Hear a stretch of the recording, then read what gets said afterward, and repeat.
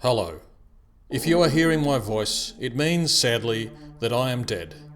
Not by my own hand, I hasten to add, though after the last 5 years where the show plumbed the sub-basements of hell, who could blame me if I reached for a bottle of strychnine, or ran a warm bath while sharpening a razor blade, or even bungee jumped without, you know, the bungee.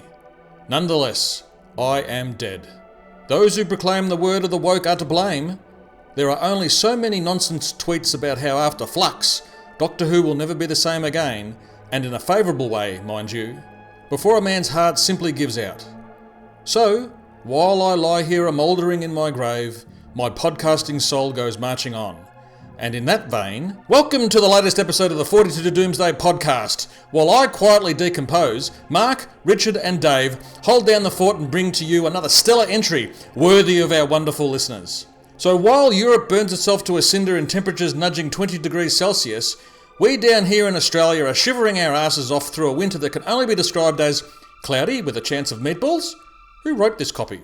So what better way to shrug off those winter blues than by sitting yourself down in your favourite chair with a warm cup of cocoa, or, for our more refined listeners, a cheeky glass or 10 of red, and snuggle up to a very special 42 to Doomsday staff Christmas party in July, but released in August.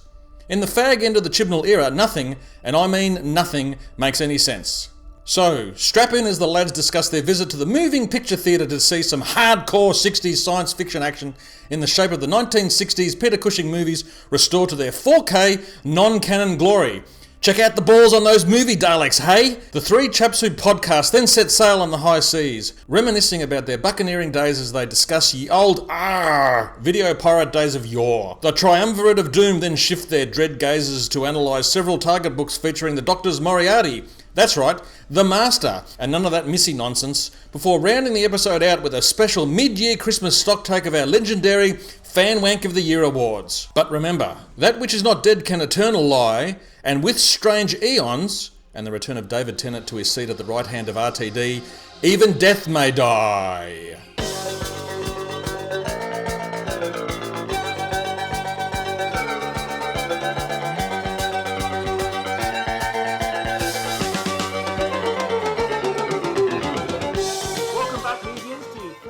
Doomsday. I'm Mark.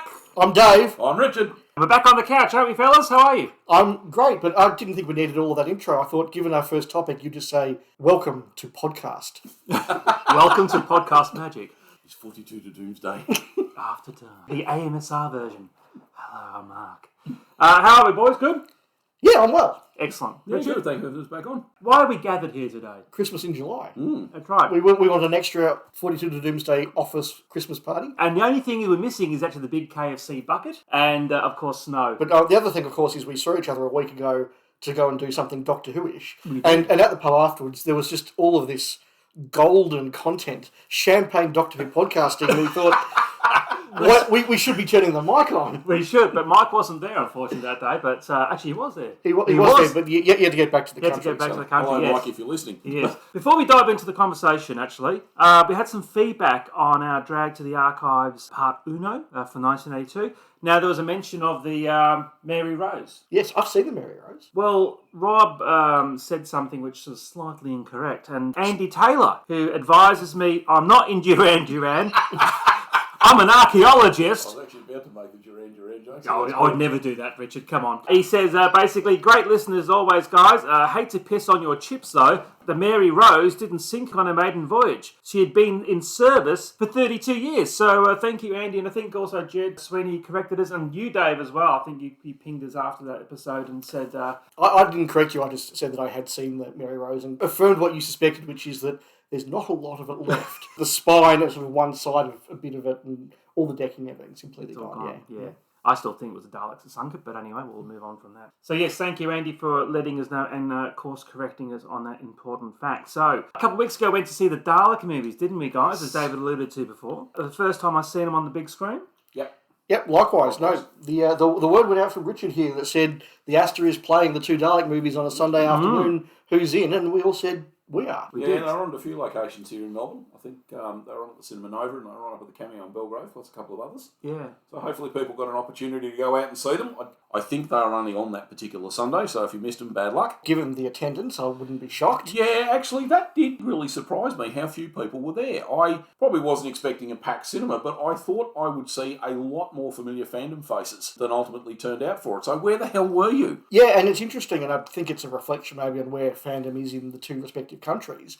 I've been looking at Twitter, as I'm sure you guys have, of a lot of our mutual friends who've been going along and seeing these sessions in the UK, and there are sort of multiple sessions across multiple towns. Yeah. A lot of the photos I've seen of the audiences have been quite well turned out as well. Yeah. Whereas ours was very, Scant. very scant. It was yeah. very sparse. I was very surprised. It reminded me actually of the Power of the Dalek screening that I saw, where basically it's a very similar audience. So it's not like, you know, a couple of years ago it used to be massive audiences for Day of the Doctor and all those things, and now it's sort of a small subsection of fandom, as it were. But I don't know. It could be those horrible seats at the Aston, maybe. But yes. I know they're trust classified, but my goodness. I can remember, Richard, when we all went to see Lawrence of Arabia at the Astor, and 3.5 hours. that was very painful by the end of it. But look, before we get into what we sort of thought of it, something that I thought was interesting with the audience is sort of looking around, but also listening to the reactions. There were very clearly people like us who were very familiar with the movies and had watched them a lot as children, but not seen them in the big screen or not seen them for a long time. There were others who probably, you know, maybe saw them once, but there were people there clearly who had never seen them before, and I don't think quite knew what to expect. And look, I walked out with a big smile on my face when the credits started playing. I was grinning like a happy fan. They're probably a little bit cheesier than I remember. They are definitely cheesier than I remember. I haven't seen them for a while, but look, I really enjoyed them when I was younger. I remember getting up at about 4:30, I think, one Sunday morning to watch the first one. Wow. When it was on, this would be late 70s or very early 80s. Channel 9 had it as their late movie. Probably just before Rex Humbard's Hour of Power or whatever it was, the religious programming on Sunday morning. But I vaguely remember it being on TV, I think, sometime in the mid-80s. I didn't see the second one until the later 80s. It was on one Saturday afternoon. I think 7 or 9 had it. I watched them a few times in the intervening time. I had them on VHS. I remember when they came out on DVD. And look, it was cool to see them again. They're actually pretty fun little movies. Yeah. I'd probably say when I was younger, I probably preferred the first one. I have to say, seeing them now, I got a lot more out of the second one. Yeah. I think, look, it's probably also because, look, Dalek Invasion of Earth is ultimately, I think, a better story probably than The Dead Planet or The Daleks or whatever you want to call it. So, but it moves at a much faster pace as well. Yeah. My note was very similar. Like you, Richard, I watched them a lot as a kid. We had the Dalek Invasion Earth 2150 AD on VHS, dubbed off the, I think it was Channel 9 screening. And I must have been even watching it this time, I could sort of remember where the ad breaks came in. So it was very familiar. And the first movie was a regular borrow from the video library when I was a kid. Yeah. So I was very familiar with them. Like you, Richard, I walked in thinking the first one was the more enjoyable. And I think as a kid, that is a more colourful, exciting sort of adventure. And that certainly was my memory of it. Probably makes better use of the colour palette, I think, maybe than the second one. I think so, and I think it works really well in that respect. But you're right, as an adult, I think there is a bit more going on and more character and such as it is, and more adventure in the second one. So I walked out thinking that was the better movie. They were both really fun, really entertaining. Like you say, they are aimed at a lower age group than I remembered. Yes. And they are cheesier than I remembered. So that was interesting. And as I alluded to before, there were certainly some people in the audience who were watching some of those moments, not knowing what to expect, and just sort of like, what the hell's going on? They're having a laugh, which is perfectly fine. There were some having a laugh at it. There were definitely some having a laugh with it. Yeah. But I did hear a couple of what the hell's from behind us a couple of times. And there was some clown who said, "This is Titus," exactly the same time as Peter Cushing. I'm putting my hand up for that. That was me. Can I ask a question though? Had your parents seen those films? Can you remember? I mean, your dad was a keen Doctor Who fan. Did your dad go and see it? It must have been the night before we went to see it. I was having dinner with the family, and I said to my dad, I'm off to the Aston tomorrow to see the two Dalek films. I've never seen them on the big screen before. And he sort of looked at me and said, I've seen them on the big screen back when they first came out. So, he would have been sort of 12 or 13 and went and saw them at the cinema. So, yes. Okay. Your mum was a keen Whovian, wasn't she? My mum was a fan. Look, she'd Probably seen them when we were watching them. I probably chucked them on VHS at times. Yeah. I would be lying if I said she would have made a dedicated trip to go and see them or anything, because I think Mum probably really lost interest in Who probably around the end of Hartnell, I think. She jumped that early, didn't she? Yeah, well, I think, well, once they changed the Doctor, the rest was not canon. well, see, the thing is, though, Mum watching in just Lloyd destroying the canon, the continuity, yeah. Well, I think it was probably more a case. Mum was a teenager when they first came on, when Who first started here back in 65. So, by the time, I think, because there was a bit of a gap, I think, somewhere around the Gunfighters. Okay. Somewhere around there, and I think, that probably coincided with, finishing uni and getting a job and whatever. So didn't have a video recorder taping him by no, chance. funnily enough, no, Okay. sadly. But she'd have certainly seen them. But Dad, I don't think really wouldn't even have registered with Dad probably, but Yeah. So that's my dad. oh yes, Because he actually went and saw it. I said to him, cause I mentioned the same thing. I said, I'm going to see the Dalek. should have brought him movies. along, Mark. And he said he had memories of my nanny used to run the local scout trip. He was a member of it, and she took all the kids out to see the Dalek movie. Wow. Yeah, the first one. Right. In colour, amazingly enough, in North Wales in the mid-60s. So, he's got very fond memories of it. Just amazing they had power. It was actually Well, run Wales by was Cole. backward enough, Yeah. even the movie was still in black and white. It was actually, yeah. I think I mentioned in one of the Drag from the Archives episodes that, available from all good record shops, by the way, I made my dad buy it, the first Dalek movie for $25 Right. in Canberra, because we're up there on holiday and I was supposed to go to the Doctor Who Club of Victoria Christmas party 85 because it was showing all 7 episodes. And of course, we were stuck in Canberra and I guilted the hell out of him. And I saw the Zix rental You copy. didn't go to one of those other sort of video emporiums up there, did you? No, Mark? not at all. So basically, I got the video, and to me, it was the first time I'd seen the Daleks. I'd never seen the TV serial. So basically, to me, it's almost like the special edition of the TV version, where it's got colour. Daleks are really impressive, as you said. The sets are It fantastic. moves a lot faster. It moves a lot faster. It's basically, those two movies are really essentially the greatest hits of those serials. When I first came to fandom and sort of reading some articles and things like that, these things were reviled because of the non-canon nature of it, really, and who'd call their main protagonist Doctor Who. Obviously, these people hadn't seen the War Machines yet. But these things, even John Pertwee was bagging the crap out of them, saying they're bloody awful and things like that. No one really knew where these things fitted in Doctor Who back in No. the day when the show was basically just a TV series. Yeah. So what was the change? Do you reckon it was probably when they revisited Dalek Mania, probably in the mid-90s? I think it's when probably the DVDs came out, Yeah. and maybe because it's. I mean, VHS doesn't show things in the best possible light, but when the DVDs started coming out, and potentially some of the Blu-rays, and the Dalek Mania, that documentary is very well done. Yeah. Maybe there was a shift, and I think DWM did an archives on it in '84. Right. Yep. And then they did comic strip. Yeah. and then they did this really good in '96. I think it was a summer special, and really went into it. So Also, when the show's off air and you get used to, BBV was making their stuff, Shakedown was coming out, the New Adventures were coming out, this sort of idea that, okay, you can have, in inverted commas, non-canon stuff that's valid, I think was all part of it. I will say, though, like you talk about the Daleks looking great, they do look great, and the clean-up done on this was really, really good. Yeah. With the exception, I think you were going to say this, Richard. Yes. The clean-up is so good that occasionally it is to the detriment of the movie, like the strings on the flying saucer. Yes, they are painfully obvious. Painfully obvious. Some bits of the set that looked great on the TV, suddenly in 4K cinema, you go, that is a piece of cardboard, isn't it? paper mache. Or very, very obviously a wooden flat with inaccurately applied contact or whatever across it. Yeah. I think probably also just get back with the Dalek Mania thing, the late 90s was probably also when you started getting movie Doctor Who specific merchandise, because there were companies who also worked out that you could just license the Daleks if you did them from the movies, because you don't have to, the BBC, payments to the BBC are different. Okay. So there was actually a range of movie Dalek merchandise. Bit of revival, you think? Yeah, That's so kicked off as well. that probably helped. But, Yeah. I mean, I certainly had some of it. Yeah. To be honest, if you're going to show these to kids, you'd probably want to show these movies to them as opposed to the original black and white serials, because they are, colourful and there's lots to engage the kids with. Yeah, I watched the first one with my son. He probably only got about 6 or 7, so that's years ago now. But I mean, he really enjoyed it. I don't think we watched the second one, but I preferred the music in the first one, but I think we were watching the ending of the first one. I was sitting next to you, Dave, and it was shambolic, the ending of the first one, and like Roy Castle's doing this really like bad impression of Tim Brooke Taylor's "I'm a Teapot" dance, and it's just really, it's like, oh, how do you finish this off now? That actually reminds me. I'll just mention here. I'd forgotten about this, but a few of us back in 1990 did a convention, or attended a convention, Mark, you helped to run, called Enlightenment, where Robert Jewell was a guest, and of course he was at the time considered the Dalek operator. Unfortunately, because he moved to Australia and John Scott Martin didn't. I think, despite the fact Robert Jewell actually did more Dalek stories, John Scott Martin was considered the Dalek, just because he lived in the UK. But anyway, Robert Jewell was very, very frank about what he thought working on these films. He said that it was a much better paycheck.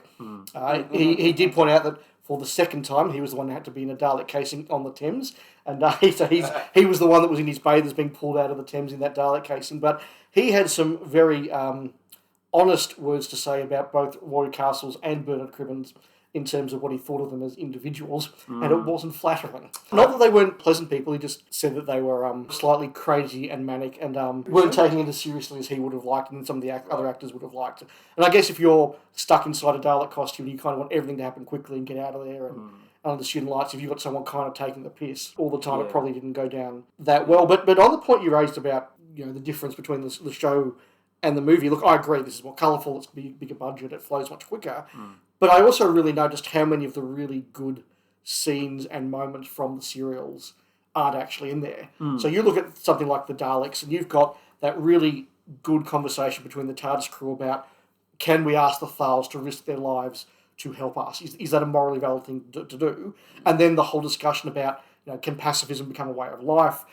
Are there things worth fighting for? Does appeasement work? And all the stuff that's going on in the context of, a generation that remembered the war.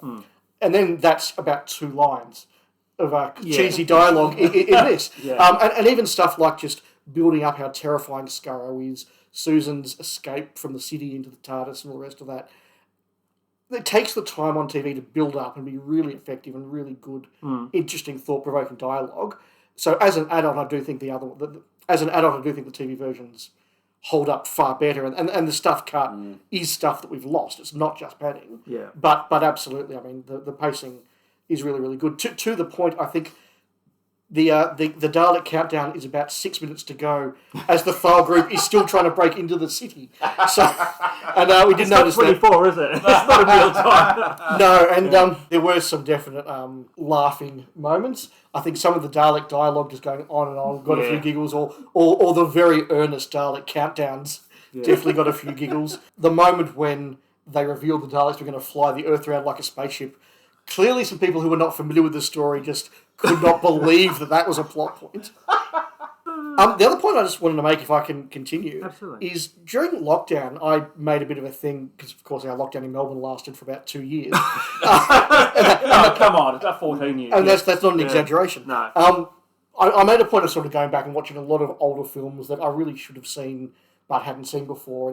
Bridge Over the River Kwai, Great Escape, stuff like that. Yeah. But I also watched a bit of stuff that was contemporaneous to this. So stuff like The Pink Panther, Dr. No. Yeah. And when you watch those and then watch Doctor Who and the Daleks, you can see that actually the movie is very, very representative of where British film was at the time. Yeah. Like the music in it that seems very odd now is very Pink Panther, it's very Doctor No. The way it's filmed, the way the colour palettes are used, the pacing. It really is, particularly that first one, really is a product of British cinema in that moment. So I think it needs to be appreciated in that context as well. Now, a quick question though. They've got Ian and Barbara in there, obviously. Massively different in terms of portrayals from the TV counterparts. Would they have been better to have created new original characters instead of just having Ian and Barbara sort of transposed on the big screen and counterpointing William Russell's brilliant portrayal as opposed to Royal Castle's very different comedy portrayal? relief. Or we're being a bit too precious about it. Well, it's interesting, given that they do create their own character of Louise in the second one, and she has about 4 lines, if that,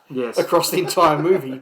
Look, it's clear that the star of the movie is the Daleks. And not Peter Cushing, for sure. Yeah, and Peter Cushing sort of, the second tier, and then everybody else is sort of the third tier, whereas in the TV series, William Russell was kind of meant to be the star. Well, he really is the star of the early episodes. Most definitely is. Exactly, so I think that to make the Daleks the star, you've kind of got to diminish the companions. And if you're cutting stuff out, so, Barbara having very earnest conversations is really interesting and really good character moments, but it's just not appropriate when you just like, let's You've get got to the 70 next 79-minute film. 79-minute film, and it's like, Yeah. right, let's get back to the Daleks. Let's get back to the Daleks. I think that it's kind of irrelevant because they are a third-tier contributor to the film. The second film, like you, I watched it on telly, and I was trying to pinpoint when I saw it. I reckon it was around the time the ABC were doing those Saturday afternoon repeats, about 87. I was reckon going it to say 86 or 87. It could have been 2 times where I watched it. So it was either the 9th of February 85 or the 11th of January 86 is when, I think it's actually the 85 one was actually in regional, in Wollongong. So maybe Rob saw that then. But I think when I saw it was on the 11th of January 86 on Channel 7. Well, me and my mate went and bought some tapes. Tape it. That was the first time I'd seen the second film. My memory is that it was a very hot day and a very hot afternoon. Yeah, so it must have been January. So that does fit. Yeah. That does fit. I'm pretty sure that's the one I saw. Okay. I'm sure it was an afternoon. I think you're right, Dave, because I remember it was quite hot. Yeah. So I reckon it's probably the same one. Yeah, okay, good. Bit of research then might have actually panned out. So there you go. But back to the music, Dave. I think the music on the second one, I felt that was really out of kilter to the film compared to the music from the first one. The music was good, and it's very Britain 1964-ish. Does it always fit with the style of the movie? No. There's some stuff where they're doing the Roboman March, and Roboman are marching, and it's like, okay, that fits really well. Then there's other stuff with like, oh, we need some music here. Play the Roboman March again. Well, we can only pay for a few pieces of music. It does feel a little bit like we had 7 minutes of music and we've got to make it all fit. And so sometimes there's some quite jaunty stuff over the top of some quite, it's a bit of music gold sort of almost really. But with the first film, there's some definite pieces that are quite, stick in your mind, like the opening theme, and then the Dalek music, they stick in my mind. Where the second one, it was apart from the intro theme, which is basically like a really bad sort of James Bond. Well, that's the thing. The first movie, the music does feel like somebody trying to do a riff on Doctor Who. Yeah. And those themes are very much in there, and the Dalek themes, you say. The second one is unrecognisable from Doctor Who. Yes. It's fine, but it is very much its own thing. What do we think of Peter Cushing as Doctor Who? Certainly better than John Hurt. Well, yes. It was taking that Hartnell's grandfather, but without the crotchetedness, but then it sort of turned up to 11 in terms of eagerness and... It was. I mean, look, as you said a minute ago, Dave, look, he clearly is... He's not the star of it. The Daleks really, seeing the Daleks in colour is the real... and lots of, not 2 or 3 plus some cardboard cutouts, seeing lots of Daleks. And black Daleks and red Daleks. That's right. Yeah. That's really the main aim. So, look, I thought, he was quite good as a generic Doctor-type character. I actually think he gets a little bit of a harder edge in the second one. Yes. And that's quite good. The way that he deals with Philip Maddock. Oh, yes, he's really good. And, and how young does Philip Maddock look? Oh, my God, yes. I'd have the Welsh accent coming through. Yes. Yes. Marvellous. Very, very much so. But the other moment I like, and it's one that got a genuine, proper laugh for the right reasons out of the audience, is the bit where he and David are tracking along, and he says, now, if my calculation's correct, it's about 3 miles. Then the Roboman comes along and he shoots them, and David shoots him, he falls in the river, and then he just sort of puts the dust on the map. As I was saying, about 3 miles. It's still more convincing than Jodie Whittaker, I reckon. But Cushing, though, he was actually quite happy to do that role because he'd been in the Hammer for so long and sort of got typecast. So to do that role, he's trying to do something different, and I thought the performance, as you said, was perfectly fine. For what he had to do in the movie, and look, it's not a character piece, so No. I thought he was fine. I thought he was great. And then Cribbins again has to do a comedy moment, with the pills and the Robomen. Yeah. That was really like, it's like a Roy Castle bloody ending again. Again, he's there ostensibly for the wider moments, and you got a knife being thrown into a Roboman and whatever, so... With Ray Brooks, the boy of the knack. That's right. So... and then they have to do that in such a way to get past the certification. So, or stuff like the guy in the credits teaser who falls over when the TARDIS dematerialises and looks straight at the audience, does the wah. Which got a real laugh. Again, for the wrong reason. For the wrong reasons, probably. But look, as you said, Richard, that's the stuff that I'd forgotten. It was very fun to see that stuff, but look, I just enjoyed them from a piece of nostalgia. More than anything. They were just fun. It was a fun afternoon. It was a fun afternoon. It was good to catch it with some mates and just watch it and just genuine popcorn moment, wasn't it? Really, yeah, it was. Sort of sitting there. A lot of fun. I thought the direction was fine. And Jed Sweeney, one of our listeners, actually had a reminiscence here of the Dalek movies. He goes, "I went to a cinema in Bristol one Saturday night. where they had a special screening of both Dalek films, and they had J&T as a panellist, who totally ignored the non-smoking signs all around the cinema and lit up several times in the evening. Around early 1985, and I asked him if there's any news of USA development with the program, to which he said, I had no idea. That was a screening of the two films in Britain with J&T. Had nothing to do with it. He was there anyway, probably claiming it as an expense. I was about to say, charging it to his Charging BBC expense. so, yes. Dalek films, definitely got up in my estimation, and a lot of fun. Likewise. Good afternoon. And now, speaking of illegal videotapes, on to our next subject.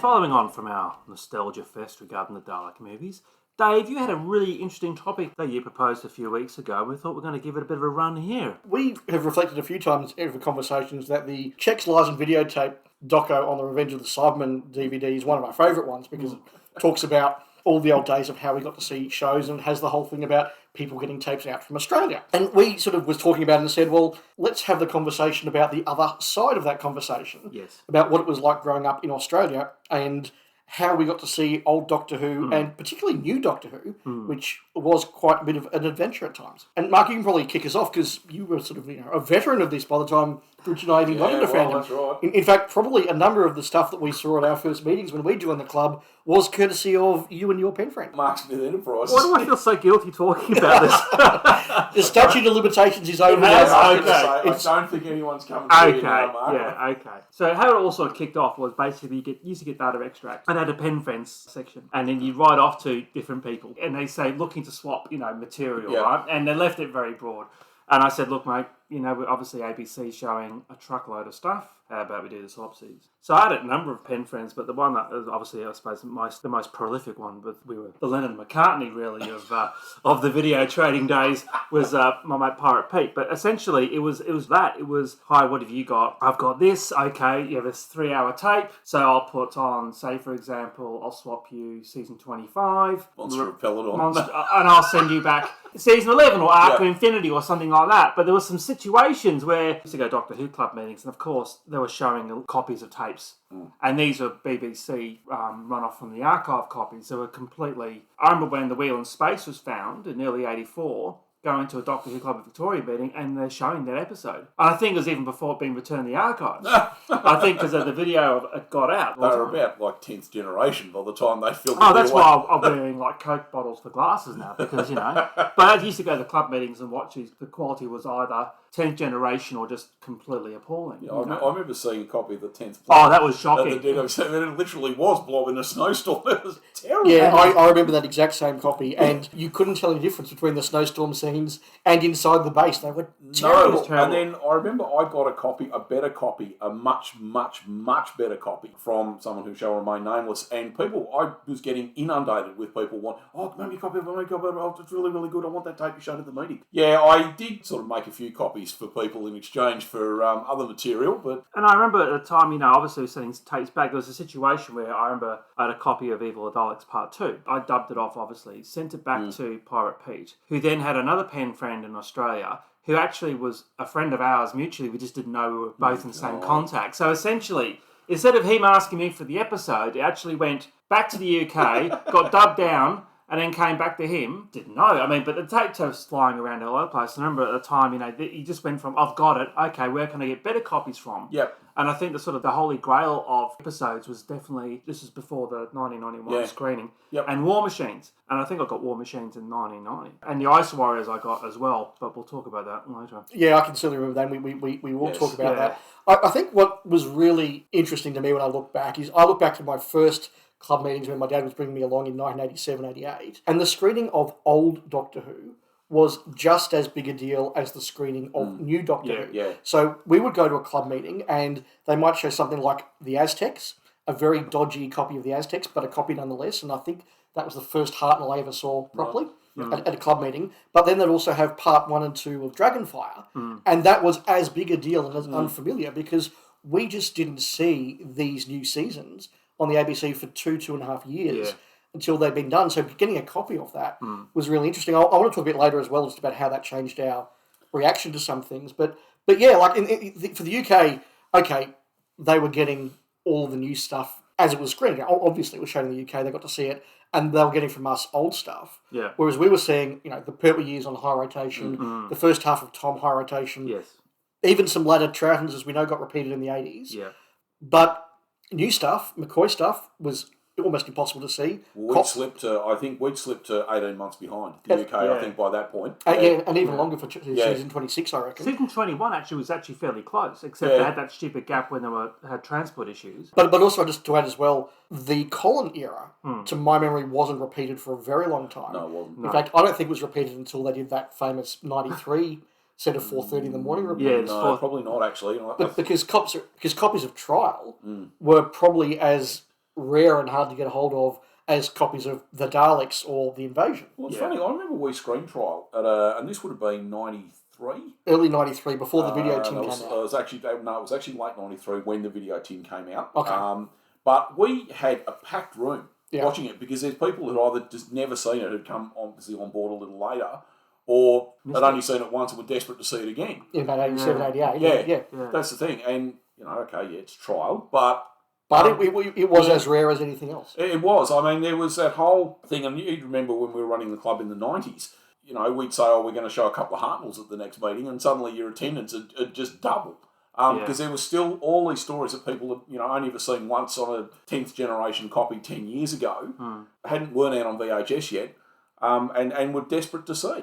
And that also informed the way that I think our meetings were run back in those days, because sort of there'll be the monthly or bi-monthly just social meeting where there might be a tape put on, but there'll also be, hanging out, swapping magazines, chatting, all that sort of thing. Yep.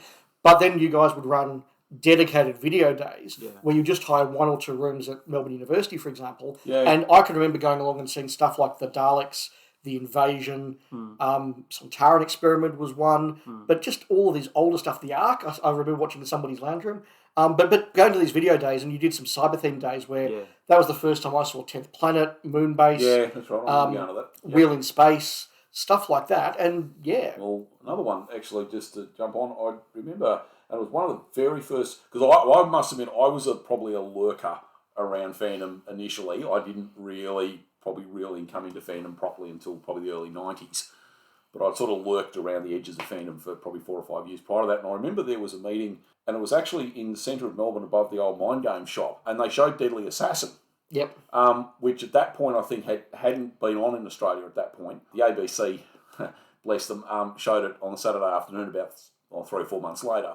But at that point, Deadly Assassin hadn't been on, and I remember the room when that was standing room only. It was like a real sweat box because they showed all 4 episodes back to back. And everyone was crammed in there like sardines watching this crappy little TV.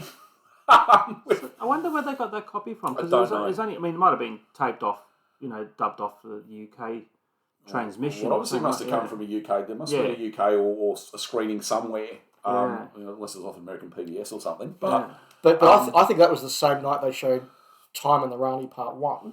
Because it was certainly one of those 2 Mind Game meetings.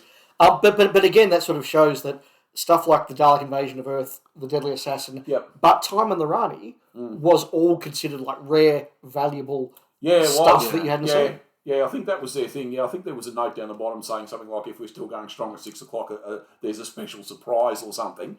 I think it was the first couple of McCoy episodes, I think. Yeah. Which sort of cleared the room. But because I remember the first sort of tapes I was getting was Trial of a Time Lord. I got those, and they had Dalek Invasion of Earth, and then obviously those stories as well. If I look back on it now, and so, not my behaviour, but I sort of feel a bit guilty because obviously some people are really desperate to see this stuff, and I had a lot of this stuff, and people go, "Oh, can I borrow?" And I don't do copies for selected people. I wouldn't advertise it, Yeah, you'd be running stuff off, like I said with that copy of 10th Planet I had, and I got a few others at the same time. I was actually speaking to a chap at the time. He had obtained copies of all the extant episodes from the BBC for research purposes. And this individual who hi Ross if you're listening, was in contact with him and had managed to get copies of all these beautiful black and white stories. Pristine copies. Well, I sort of thought this is an amazing deal because all he wants is Pertwees. Yeah. yeah. And I had these, and I made the mistake, of course, of showing them at the meeting and whatever, and of course then it was for the next months, it was just can you make me a copy of whatever? Can you do me a copy of this? I'd really like a copy of whatever it was. I got to the point I was just like, look, just leave me alone. Look, I haven't got time to be running video machines. And that's one of my abiding memories of somebody sort of on the other side of that equation, is my dad and I would, part of the challenge of fandom in those days was find some kind soul who would run you off copies. And look, shout out to our now departed Daniel, who would be very happy to run tapes off. But again, you think about today's streaming instant gratification.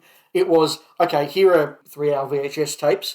Can you please do me the Sensorites, the Ice Warriors, and whatever, and then you'd wait 4 to 6 weeks until you saw him again at the next meeting, and then you'd get your tapes. And I must admit, we weren't charging. No, I never heard of anybody in Australia charging. I'm you weren't. No, I don't. Although having said that, I did actually swap. I remember when the trading cards were out, I found a bloke had a couple of the autograph ones, and I did actually swap him a heap of material for a couple of autograph cards. I mean, cards. like the UK, we have made documentary people giving £15 an episode or something silly like that. Yeah. I mean, I'd never heard of that happening over here. It was just basically some other time they'll run it off potentially. So I want to ask you two questions. So when you run the club in the 90s, UK TV started showing old Doctor Who, right? Did that sort of knock on some of the attendance as well in terms of that sort of the uniqueness of the old material? Fandom went through a lot of changes in the 90s anyway. The show got cancelled, and then there was the hope around the telly movie and whatever, and then that sort of slowly dissipated. But I do remember, and this probably sounds a little callous, but I do remember looking at the BBC release schedules and going, right, they're releasing whatever, we better show that at a meeting before it comes out on VHS so we can get one more run out of it. Because, look, there were fans who used to come to the meetings who obviously just wanted to sit in front of the stories with other fans and just talk about them as they watched them. Yeah. And then there were, fans who didn't really want to do that. They just wanted to come and socialise. It also changed the things that were in demand. Yeah. So, for example, as the existing Troutons, they came out quite early in the run because there weren't many of them. So, if you wanted a copy of the Crotons, you could either buy it or, dub it from the video shop or whatever. Yeah. But some of the stuff that wasn't coming out, like, for example, Invasion of the Dinosaurs Part 1, a lot of that Colin stuff that didn't come out early on was still in high demand. I mean, even when Trial came out, it was $100 a tin. That was still in demand. So there were still rarer things, and certainly loose episodes with it. I think the things that became really quite rare. Well, you would remember when they did the 30th anniversary screening here, because the ABC showed An Unearthly Child across the 4 nights. I remember in DE there was a big push actually to screen like 4 loose episodes. So they wanted the surviving episode of Web of Fear. It was basically whatever wasn't on VHS. Yeah. I think it was the episode of Invasion of the Dinosaurs and a couple of others. That obviously didn't get off the ground. Yeah, Reign of Terror was very rare, because that was one of the very last VHS releases. Yeah, that's right. Yeah, it was too, wasn't it, really? And can I just make the point, while we're talking about some of this older stuff, before I think we're going to flip over to the newer stuff, it did change our view, I think, of a number of stories, because we were watching, in a number of cases, very, very poor quality tapes. So 10th Planet was very cool to watch, but you couldn't really get a lot of the subtlety or the nuance out of it, because it was... I remember there were all these fans that run forward with these little tape decks. Yes. And they'd have them sitting in front of the TV. They put them in the TV. It's Yeah, like they'd get their own audio. skyscrapers in front of the TV. Yeah, so you get their own audios of it. And another example is I remember watching a screening and a meeting of the Gunfighters, and this was a multi-generation copy. Now, we've talked about how, as you have each generation of a VHS, the picture degrades. Imagine the song, yeah. The song and the audio also degrades. So, look, you can take or leave the Ballad of the OK Corral from the Gunfighters as a good or a bad experiment, but that's fine. But when you've got that sort of as a 4th or 5th or 6th generation dub, and it's sort of... like, it's just actually really hard to appreciate and enjoy. And so I know that the Gunfighters had a bad reputation partly because of UK perceived fan wisdom. Yeah, correct. But I think it was also because the copies we watched, you just couldn't appreciate them properly. Yes. Or even something like the Romans. Again, that's very reliant on very subtle performances, some gags, some puns. And if you're watching a copy where you're sort of watching the Doctor like that... And it's wobbling. You're not going to appreciate that story nearly the same. No. I was just thinking, when we did the Goodies podcast, remember when we watched Superstar? And you get to that bit at the end where Bill's on top of the pops.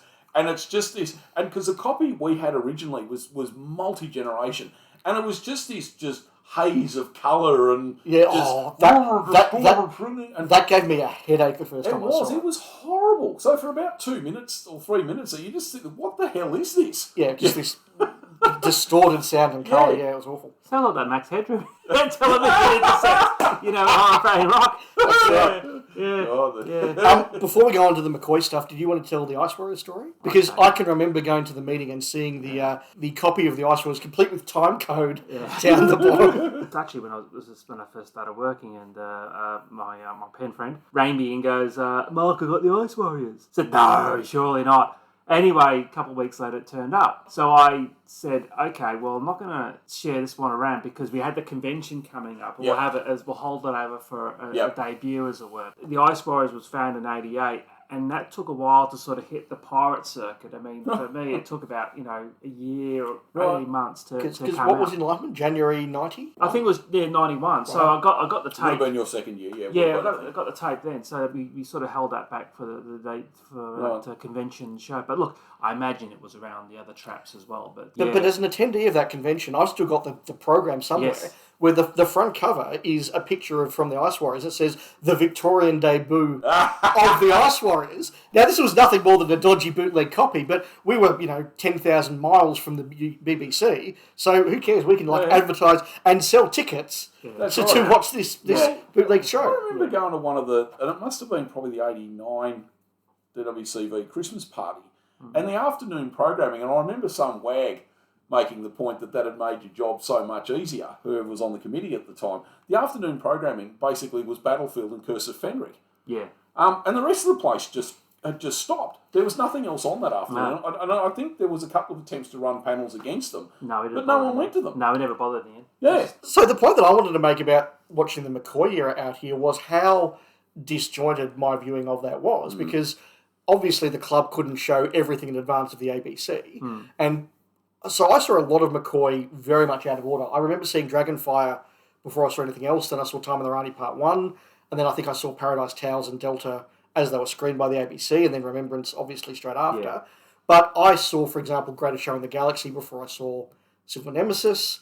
I was seeing Battlefield and Fenric probably before I'd seen anything else. Well, it was probably that same screen. And it was that same screen, Yeah, and absolutely. I remember going to one, they showed Greatest Show and Silver Nemesis. That was at Melbourne Uni. Yeah. And I saw them, that was months and months before I saw them on the ABC. Well, I don't think on the ABC. Well, I don't think the club showed Remembrance because that was brought out here quite quickly. Yeah. I don't remember Happiness Patrol being shown until after it was screened here, but it might Right. have been. But another example was, do you remember that making of feature about Curse of Fenric? Oh, yes. I can't remember what UK show it was. It was Yeah. like Beyond 2000 or... I think it was... Yeah, it was one of those points of view sort of thing. I think Yeah, and they did... I had that, because Pete taped that for me and sent it to me. Yeah, and I remember you screening that. And so Yes. we saw this making of The Curse of Fenric probably about 2 years before it was screened in Australia. Yes, that's right, yeah.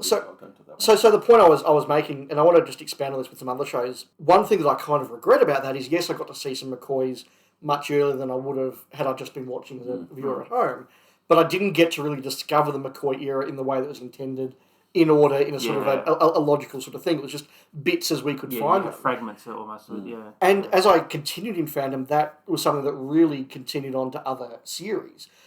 Star Trek The Next Generation is one that I particularly want to highlight, because we were 3 or 4 years behind the US for a while here. That's right. And so at the time when I was watching season 1 of TNG on terrestrial broadcast, occasionally at a club meeting, someone would go, "Hey, I've got a few episodes of season 5." So I can remember going from watching something like Hide and Q to watching Unification, and even as a sort of a 12-year-old, I was sort of going, "This is series that clearly gets a lot better as it goes on." Well, and I mean, Trek sort of hit the wall then at that point too, because they then, Paramount obviously twigged to what was happening at meetings, and of course all the clubs who were showing, hey, we've got the new episodes, all had to stop. Oh, really? Yeah. Okay, because we were getting... When we were in the DWCV, we started screening them during my time, because a friend of mine had a friend in the UK who'd get them from America. He had pretty good conversion equipment, so it was actually spot on, as opposed to what you used to see with camera copies. Yeah. And that was really destroying your eyes. Yeah. So basically, Paramount, though, cease and desist. There was a club here in Melbourne that received what I believe was a cease and desist letter, that we are aware that you're showing copyrighted material at your meetings. Well, there was also one, I believe, a Paramount rep turned up to the meeting. Yeah. And I believe stood up and said, if you press play on that... Yeah, I don't know whether that was in Melbourne or whether that was somewhere else. I've heard that story as well. Right. I mean, look, it was part of a bigger thing by Paramount. And look, someone who was in Track Fandom will probably be able to fill in some of the blanks, but I think there was a period where Paramount was sort of looking at that fandom was sort of an untapped revenue stream, and we'd have licensed fan clubs and this sort of thing, and they were starting to go down that path and starting to engage a little more with fan clubs. Obviously, it didn't come to anything much, but it certainly did put the wind up. But of course, Star Trek was at that stage a multi-billion-dollar franchise. Yes. Not unlike Doctor Who, which was now off the air. Yes. But again, my experience of watching Star Trek: The Next Generation was very, very disjointed, because I'd sort of see what was on terrestrial broadcast several years behind the US. Yeah. Every so often, someone would have a tape of a season of 4 or 5 episodes. Yeah. Now, we talk about multi-generation copies. Add to that multi-generation and conversion from NTSC to PAL. NTSC to PAL, and that could be some quite nausea-inducing stuff. But again, with that, and also with Babylon 5... Well, that's actually the one I was going to go to, because you go forward a year or two again, you then get to something like Babylon 5, where I reckon I saw the bulk of it via imported tape. Because then you probably get into the mid-90s, where you start getting those taping services where you send us X amount of dollars a month and we'll tape whatever you want, because there's all these sci-fi series coming out now. There's VR5 and Mantis and The Burning Zone and Babylon 5. How did you find out about these sites? So where were they advertising? Or where were they not advertising, Well, I think a lot of them, I suspect a lot of it was word of mouth, let's be honest, because it's pretty illegal. You're sort of skirting... Christ knows how many regulations. But I had a friend who was bringing in all sorts of stuff. He'd just get boxes of tape sent over, and he was just giving them X amount. This covers your tapes and this covers your shipping. I reckon I saw nearly all of Babylon 5 through imported tapes, because we were way ahead of, this was way ahead of what was on Channel 7. You'd sort of get the phone call. It was like, there's a code 7R at my house this evening, which is great. He's got the next batch of tapes, so let's head down there. And then we got to Series 5, and we did the first batch of tapes for Series 5. And then after that, it was, look, dudes, the tapes are here if you want to have a look at them. And then you probably go into other ones, so you then get into stuff like Enterprise, and those sort of like the later 90s series. I think Firefly, was one of the last ones, or probably the last one. I think that certainly I remember seeing through that sort of service. Well, just to go back to Babylon 5 very quickly, I must admit, I watched a couple of Babylon 5s when they were shown terrestrially here, and unfortunately, the first one I watched was By Any Means Necessary. So I decided I was not going to keep watching this, but then I saw a couple of the later seasons that you had at someone's place, and thought, okay, maybe this is good. And I think your words were, look, if you're going to buy a couple of season ones, buy Babylon Squared. Yep. And I did, and I was hooked, and I sort of then had to catch up. But you're right, I saw a lot of the later Babylon 5s in very dodgy copies. And just to continue with what you were saying about going on with there, a lot of the Trek series then started to come out on video before they were shown commercially here. Yeah. So I can remember going to the video shop and just hiring the whole of Season 7 of DS9. Or you were going to one of the specialist video importers. Yes, but he was getting all the UK releases months before they came out here. So we were paying $40 a tape. Yes. To get those later B5s and DS9s. And you would remember the weekend we went to Sydney, remember? We went down there, we bought the War Machines on VHS. We were the only people in the country with the War Machines. We got them because he just got the box in, and we bought them, and we basically went from there into town to get on the train to go, because this day we went on the train, got on the train to go up to Sydney, and we walked into whatever, I can't remember, it was the mini convention, I think they were running that weekend. Yes. And we went in there, and it was sort of like, we're the only people here with the War Machine tapes. Do you want to sell them? And we did, because we had a club table there. We were selling a few other items of merchandise, and I went around basically everyone in the group, bar one, who wouldn't part with his, and we sold them for like $20 profit or something, I think, on top of what we paid for them.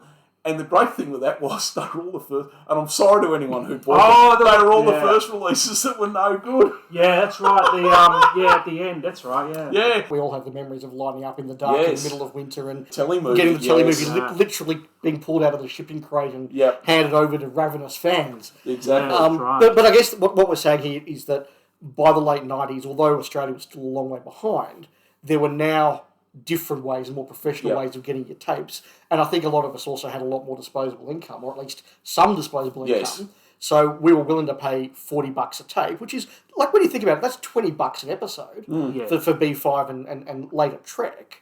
The final iteration, I think, before you sort of do any other odds and sods, was at some point then the internet started to become the thing. Yes. And I can remember the first things that I ever downloaded off the internet were Season 3 of Roswell and Season 6 of Buffy from a site called Roswellian Hellmouth. And these weren't torrents, they were literally just each act of the show. So they were broken up into files at each ad break, which was each of those files was about 5 meg. Oh my god. Yeah, And you just go on and just download these 5 meg files and watch these. And then a couple of years later, The West Wing was the first thing I ever torrented. When South Park had its first really big explosion around the start of Series 2, Yeah. and South Park was just the hottest thing ever, there was a site, they had real media versions of them. Oh, yes. And they were about probably 30 meg, and you would sit there, and this is dial-up, this is like Yes. 99, and I remember sitting there on dial-up, and you'd just leave the thing, and you're just watching it, waiting for the phone line to drop, and you'd lose the whole thing. Yeah, so somebody rang you halfway through the download, you had to start again, yeah. But that just goes to show the progress, though, where it changed from sending, physical media around the world, taking weeks, as opposed to now it's first contact, as it were, of immediacy. By the time we got into season 6, season 7 of The West Wing, I had the expectation I could go home from work on the day that was shown in America, and I could download a torrent of that. And suddenly this whole thing of, okay, we truncated our wait for McCoy from years to weeks. We were now truncating down to hours, and the whole thing had sort of changed, and VHS was wrapping up, the DVDs were coming out, and sort of that whole phase of fandom, I guess, was basically at an end. It was still going on. I mean, remember all the stuff around Game of Thrones when they were, watching the internet had slowed down pretty much when the Game of Thrones had dropped and everyone was torrenting it. You had to get, like Foxtel here had their special Game of Thrones pack or whatever it was, where they guaranteed you could press play as soon as it had stopped showing in the US, and you could stream it straight away. And look, the ABC realised here with Doctor Who around about the Matt Smith era, they realised that if they got that straight out from the UK and just put it on their iPlayer at about 4 o'clock in the morning here, people would watch it. And people, it proved that fans had no particular desire to get dodgy and illegal comedies. No, it's just they want to see it. They just want to see it. So if you put it on the ABC's iPlayer, that becomes the most watched show in Australia for 48 hours, and the torrenting goes way, way down. But the moment you say, no, we're not doing it, we're going to show it in 2 weeks' time, your torrenting goes straight back up. I remember when Rose leaked. Yes. Leaked in inverted commas, but depending on which side of the fence you sit. I'd actually gone away for the weekend, and I remember some of you blokes had obviously found the torrent, got it, and it had a group screening. And of course, I got home to all these emails and messages, Richard, where are you, Richard? I was thinking, oh, bother, I missed it. And I remember, this would be probably 1 o'clock in the morning, on a Monday morning, found a couple of torrents, queued them up, and then I was sitting there and it's like, okay, it's got about an hour and a half to go. Yeah, I can sit here for about an hour or so while they download. And then it was sitting there and they finally came down, and this is 2:30 in the morning, I think, by the time I finally got a complete copy. And I was like, oh, it's only 45 minutes. Yeah, I reckon I can sit down and watch this. Yeah, and look, I can remember when the Exton season was out here, sort of waking up bleary-eyed on a Sunday morning, rolling over, turning the dial up on or whatever, setting the torrent of the episode to go, then sort of going back to sleep, so you know that by lunchtime you'd have the episode of Doctor Who to watch. Try and explain dial-up to children, and my kids, and they just think you're downloading stuff like that. It just goes to show you the advances in technology, just it's amazing. Yeah. I don't think they're going to do a Checks Lives and videotape about torrenting at all, because really I think it's not, apart from saying got up a dial up and that was really it. I think the days of tape swapping and everything like that has got a lot of more nostalgia, because this stuff was so out of reach, didn't it, really? But it was so personal as well. Yeah. Like if somebody took the time, and again, this isn't like copying a file to a thumb drive or something. This is done real time. It's done in real time. So if somebody's copying 9 hours of Who for you, let 9 hours of W go on for you. So it was a very personal and So that's that progression. You remember the day when you first got a video and it was all exciting and you could watch stuff on tape, and then there was the day you got the second VHS. Now, Mark, true or false? Did you have a single booster? I did. Was that strictly legal? Anyway, it's a lovely thing to talk about. And I think it also had a bug busting chip also in it, didn't it? Make the final point, because a lot of what we've talked about has been very nostalgic and they're very fond memories, and it was a very exciting time. This idea that you go to the club meeting and someone was bringing for you a copy of the Web Planet Part 1 or whatever. Like that was exciting, but I am also very envious of the people that are coming to the fandom now, and they go and they buy a Blu-ray box set of the season, and they can actually watch the season as it was intended to be watched, one story after the other, and discover these eras properly. And there's really been no era of classic Doctor Who that I discovered as was meant to be. Because, look, Davo, I remember going out when I was very young, ditto Colin, and by the time I got to McCoy, as I said, I was watching it out of order based on what we could get copies of, and the old stuff we watched again as we got copies of it. So I do regret not being able to discover the show in that way. In a logical order. Progression. Yeah. See, I probably had the other option. See, I started watching it in a logical progression because I started around the start of Tom. And then probably around the time we got to the end of the Davison era, by then I was in year 10, I was working after school, so of course I was watching it on tape. They were all disjointed, and then you go forward a couple of years again, and you're starting to see them at fan events. And then, of course, McCoy for me is just a bit of a blur, to be honest, at the time. Probably like that anyway, but... that sort of patchwork exposure to the show. You're right, it would be nice watching a logical flow, but then again, we're sort of going, oh, I'm watching a Hartnell, never seen a Hartnell before. Oh my God, we're going to Tom Baker, you know what I mean? Like, you're sort of getting that the gamut of the show in parcels as opposed to that logical flow, really, isn't it, really? Yeah. Or even, look, as has been discussed before, that regular Doctor Who thing that we had in Australia, where they would show most of season 21, and then Caves of Androzani hadn't been cleared. So, look, we'll just repeat season 18. Yes. Caves of Androzani still hasn't been cleared, so let's just throw a few more Pertwees on. Yeah. Okay, now we'll go back and repeat season 21 because we have finally cleared what's left of Caves after the censors have had their own.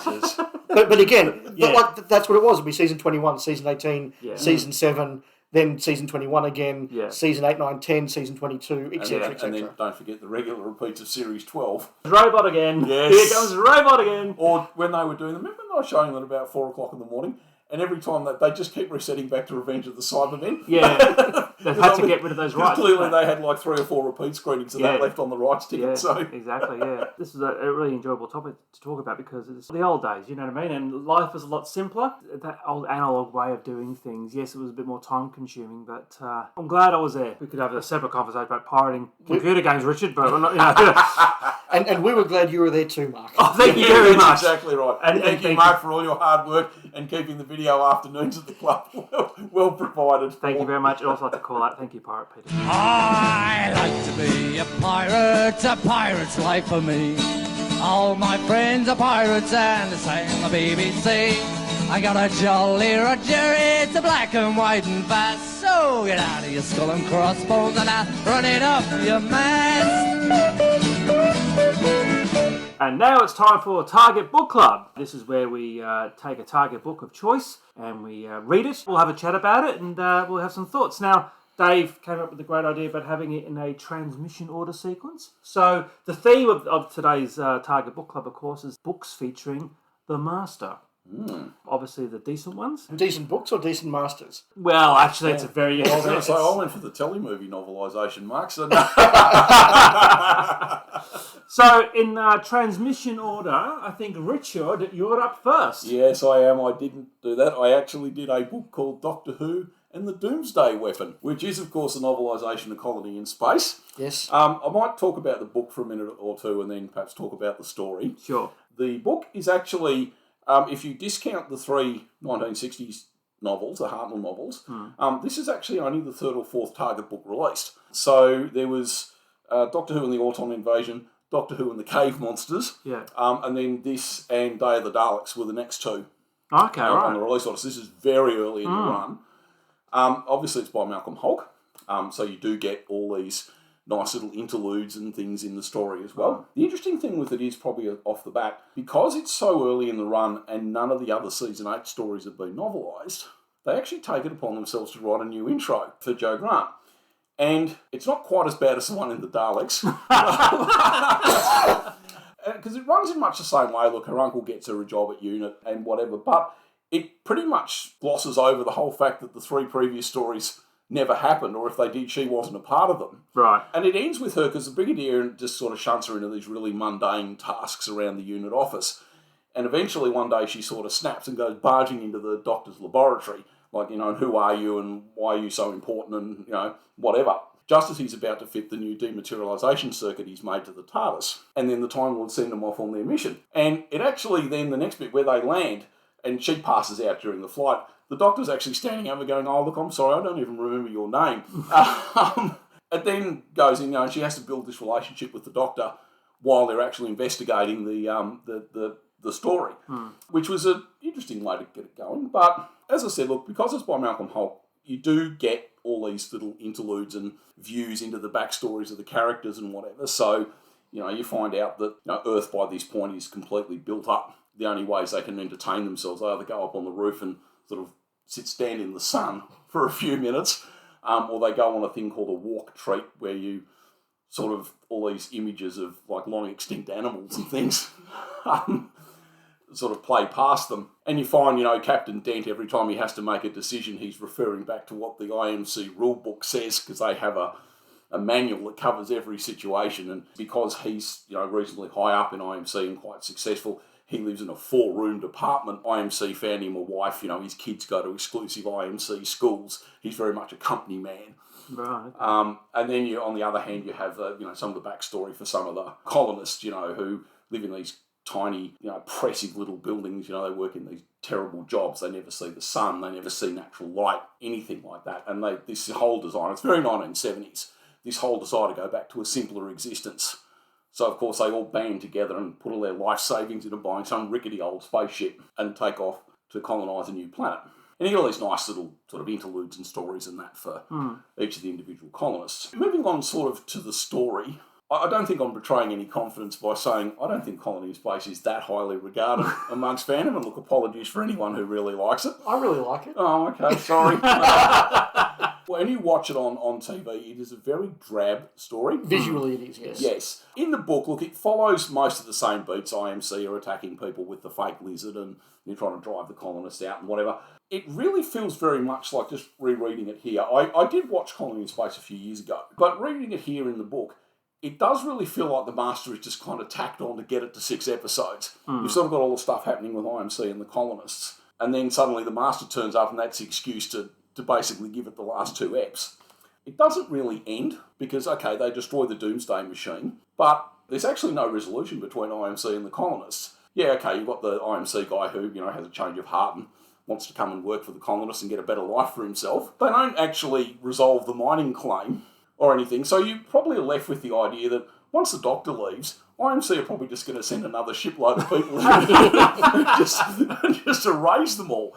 I mean, look, it does have other questions as well. There are a few plot holes, like IMC want to come and land right next to where the colonists are. They've got this whole other planet that they could go and mine, other continents and whatever. And, look, the Master clearly wants to be with the Doctor because he could go to any other point in history and try and take the Doomsday weapon, but he chooses to do it there. So, look, it was an entertaining read. Look, because it's Malcolm Hulke, look, it's a lot better than probably the bog standard Target books.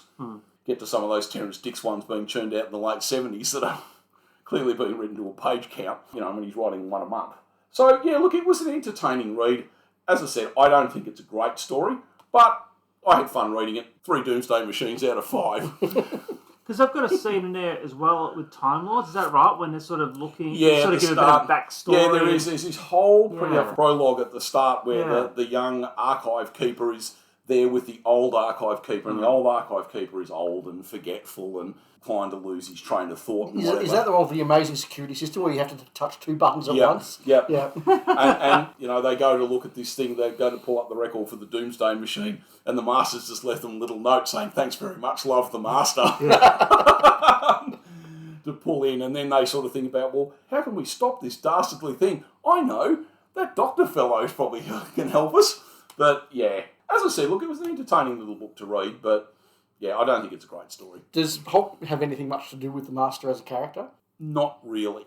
Which is interesting because one of the big takeaways I had out of Colony in Space, apart from all the other reasons I liked it, which I won't go into right now, but it is for me a very important turning point in the relationship between the Doctor and the Master. Because up until then, you kind of get this vibe that the Master sort of wants to impress the Doctor. Yep. And wouldn't mind if the Doctor actually said, you know what, I kind of like hanging out with you. Let's go. Let's join up.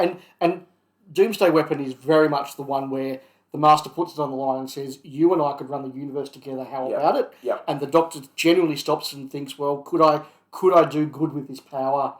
No, it would be evil. Sorry, I'm turning you down. From then on, you get this feeling that the Master actually now wants to destroy the Doctor because the Doctor has turned him down. Yeah. And in the it's kind of half-assed what he does from there, though. But look, it is, because the Master's got to turn up every week and you can't kill the main character. But when you then get to the demons, the Master has no desire to share his power with the Doctor. He wants it all for himself and he wants the Doctor eliminated. Yep. And then his schemes start to become more and more removed from the Doctor until by the time you get to Frontier in Space, it's really just, wow, the Doctor's rocked up. That's a coincidence. Yep. It must be 5:25 on a Saturday. But I think that it's a really important turning point story for the Master. Yeah. I didn't realise the colony in space was so early in that target run. I thought it was like a couple of years later. No. It's really surprising. Okay. It's old enough that it got the original Chris Achilleos cover.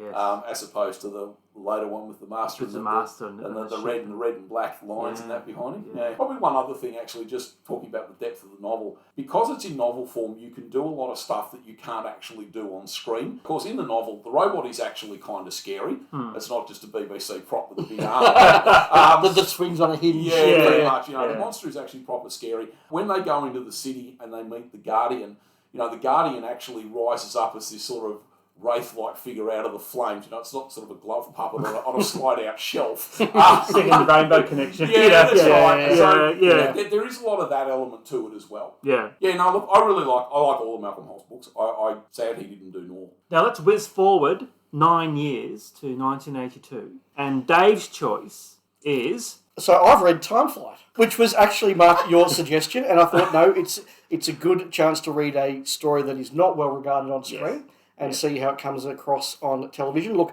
this is printed in 1983, so a very quick turnaround from... We're into the photo cover. Well, we are into the photo cover era. As you can see here, I've got my nice 1983 copy here in my hands with a very bad picture of Davison and a white blob that could be Concorde, but I'm not quite sure. Yes. And I can just tell you, since I've got the hard copy here, this cost £1.35 in the UK, $3.95 in Australia, or £1 Maltese pound and 40 cents in Malta, apparently. Not quite sure why Malta was worthy of the back cover. But is that a new location to start looking for lost episodes? I did watch Time Flight. Now, I want to preface my conversation by saying I'm quite a fan of a lot of Peter Grimrade's work. I think he's a really undersung and underappreciated director in Doctor Who. I like a lot of his work. Yep. I think that a couple of his scripts are really good. In fact, Planet of Fire is my favourite Davo story on screen, and that's foreshadowing maybe what's coming down the conversation soon. And an apology as well, Dave. I've got something coming up. But this book's terrible. Given the chance to take a story that I think has some interesting ideas, but as one book from the 90s famously said, I think it was the Discontinuity Guide, as interesting as the story is in Time Flight, the moment the script had a Concorde landing in Jurassic England, the script editor should have gone, we can't make this. Yeah, I think that the actual quote was something like that would trouble most big budget movies, let alone 1980s Doctor Who. Yeah. Unfortunately, Grimwade doesn't do a lot with the story. It really is a beat-for-beat rewriting of what was seen on screen. There's a little bit more depth in a couple of places, and I'll talk about that in a moment. Yeah. It's very clear that Grimwade is very entranced by Concorde itself, and there's a lot of detail about Concorde, and when they start to do all that, and when they do all that stuff where they're starting to repair one Concorde by cannibalising the other, he goes into quite a bit of depth there, so it's quite clear that's really what's caught his imagination. But it's very, very simply written. The characters are sort of very, very two-dimensional. Professor Hayter is just an annoying, crotchety old professor. Tegan and Nissa basically have no characterisation at all. The Concorde crew get a few sort of moments of, oh, wow, we're stuck in an adventure. This is very weird, but it's very, very simple. Before I go on, just read you half a page from this book and just sort of get your reaction, because given the chance to tidy up some stuff in the story, I'm not quite sure that he doesn't double down here. Well, I was about to say, looking over your shoulder, I can see it's called The Magic of Khalid, so I await the... So, yes, it is Chapter 5, The Magic of Khalid. Shut up. Oh, so you've read it. Shara, Shara, Tamal, Bulor. The thin, strangulated voice that chanted these arcane words could have been that of a muezzin, summoning the faithful to prayer, but it was no holy man who stood before the great crystal ball in the sombre heart of the citadel that the Doctor and Tegan had seen on the horizon, and the power that Khalid called forth was as dark as the granite walls of the chamber where he practiced his magic arts. The Doctor was right to fear such a man as this, for Khalid was no ordinary conjurer. He was no ordinary man either, with his yellow oriental face, bloated like the body of a drowned dog and gangrenous with age and excess, with broken teeth and rotting gums that contorted his mouth into a permanent leer. His height too, for a Chinaman, if that was his race, was remarkable, and his girth concealed by a bright coat of damask as monstrous as the force he involved. Shara, Shara, Tamal, Khalid called again, and the crystal clouded. So thanks for that, Peter. Wow. So what's interesting with Khalid is, A, they lean into the problematic racial stereotyping. I think there he manages to go for Chinese people, Islamic people, and just general sort of Asians as well, in a fairly unpleasant way. But what's interesting is that the novel almost treats Khalid and the Master as completely separate characters. There's no sense there of there could be something else to Khalid. There's no sense of foreshadowing that the Master could be involved. He's basically Khalid up until the end of part 2, and then he's the Master. Although there are a couple of little interesting details there. In the book, Khalid's costume isn't just a sort of a BBC dressing gown with a plastic mask. It's meant to be a plasmaton that's materialised over the Master. So when he dissolves and the power goes down, he's meant to dissolve and you get all the green slime. That's meant to be the plasmaton dissolving, not just only taking off the costume. Right, okay. And it also does say there that although he's using the costume to fool the Doctor, which makes no sense unless he's expecting the Doctor, he's also using it to trick the Xeraphon and to help to get the Xeraphon on side. So, look, at least there's some justification. There's at least some explanation in there. Yeah. But look, the story is quite a weak one. The ideas are good. I like the ideas. Getting involved with Concord was obviously a kind of cool thing to do at the time. But he doesn't do a lot with it. And it's really clear in the book especially that there just, once again, isn't an ending. Yep. There's the very exciting exchange of spare parts between the Doctor and the Master. There's a lot of... It's a swap meet. There's a lot of the Master goes in the TARDIS and it conveniently doesn't quite work. Then his TARDIS is malfunctioning in exactly the right way to keep the plot going. And then at the very end, when the Master sort of is bounced across to Xeraphras, it goes from, now he's got the Xeraphon machine in his TARDIS, he's unstoppable, to, oh, well, they're on their home planet now, so they'll be fine. And it's sort of no explanation at all. And even right at the end, Tegan, again, what sort of happens is very, very disjointed, because at the one moment you've sort of got Tegan just wandering through Heathrow and she hears the call, the next Qantas flight to Sydney, and she's like, oh, I remember my life could have been this. But then she comes along and, to races to the Doctor and, oh, I thought I was going with them. So it's actually not clear. No, he abandoned her. No. Well, I think that's clear. But Tegan's motivation isn't there. So look, other than the occasional sort of problematic racial profiling, it's actually very, very drab. And I'm quite disappointed by it, I've got to say. I'm actually going to go home and listen to the audiobook for that chapter alone and make sure and see if they actually tweaked it. Who reads it? Davison does. Right. Yeah, so I'm going to go home and listen to that chapter. How many takes do you reckon Davo did to get that with a straight face? If they probably just got the red pen of J&T, said that's gone. Yeah. Probably. Oh my God. Wow. Thanks, Dave. That was real. Top that, Mark. I probably can, actually. However, before we get to me... Well, actually, before we get to you, Mark, I, think that we can do a bit better than you, frankly. And if you turn over to our monitor over in the corner, yes? I'd like you to show me the original 42 to Doomsday presenter. The old one, before he changed his form. Ah, Rob, there you are. Hello everyone, this is my contribution to the 42 to Doomsday Target Book Club. Now, I have been assigned The King's Demons by Terence Dudley, who of course was the scriptwriter for the same story. What can I say about The King's Demons? Of the 3 two-parters that appeared during the Davison era, it's probably in second or third place. I think Black Orchid is slightly less good than The King's Demons. I think rightly people sort of say that there's not much to it. I mean, the Master's plan is small bore in a sense, trying to upset the development of democracy or parliamentary democracy or the basic civil rights that we all enjoy today by sabotaging King John and not leading to the signing of Magna Carta. But in watching The King's Demons, it's not a bad little story as such, but it is lacking in a certain sense. There's a lot of things just seem to happen for the sake of them happening. A lot of the character beats seem a bit, or just slightly off, or definitely underdeveloped.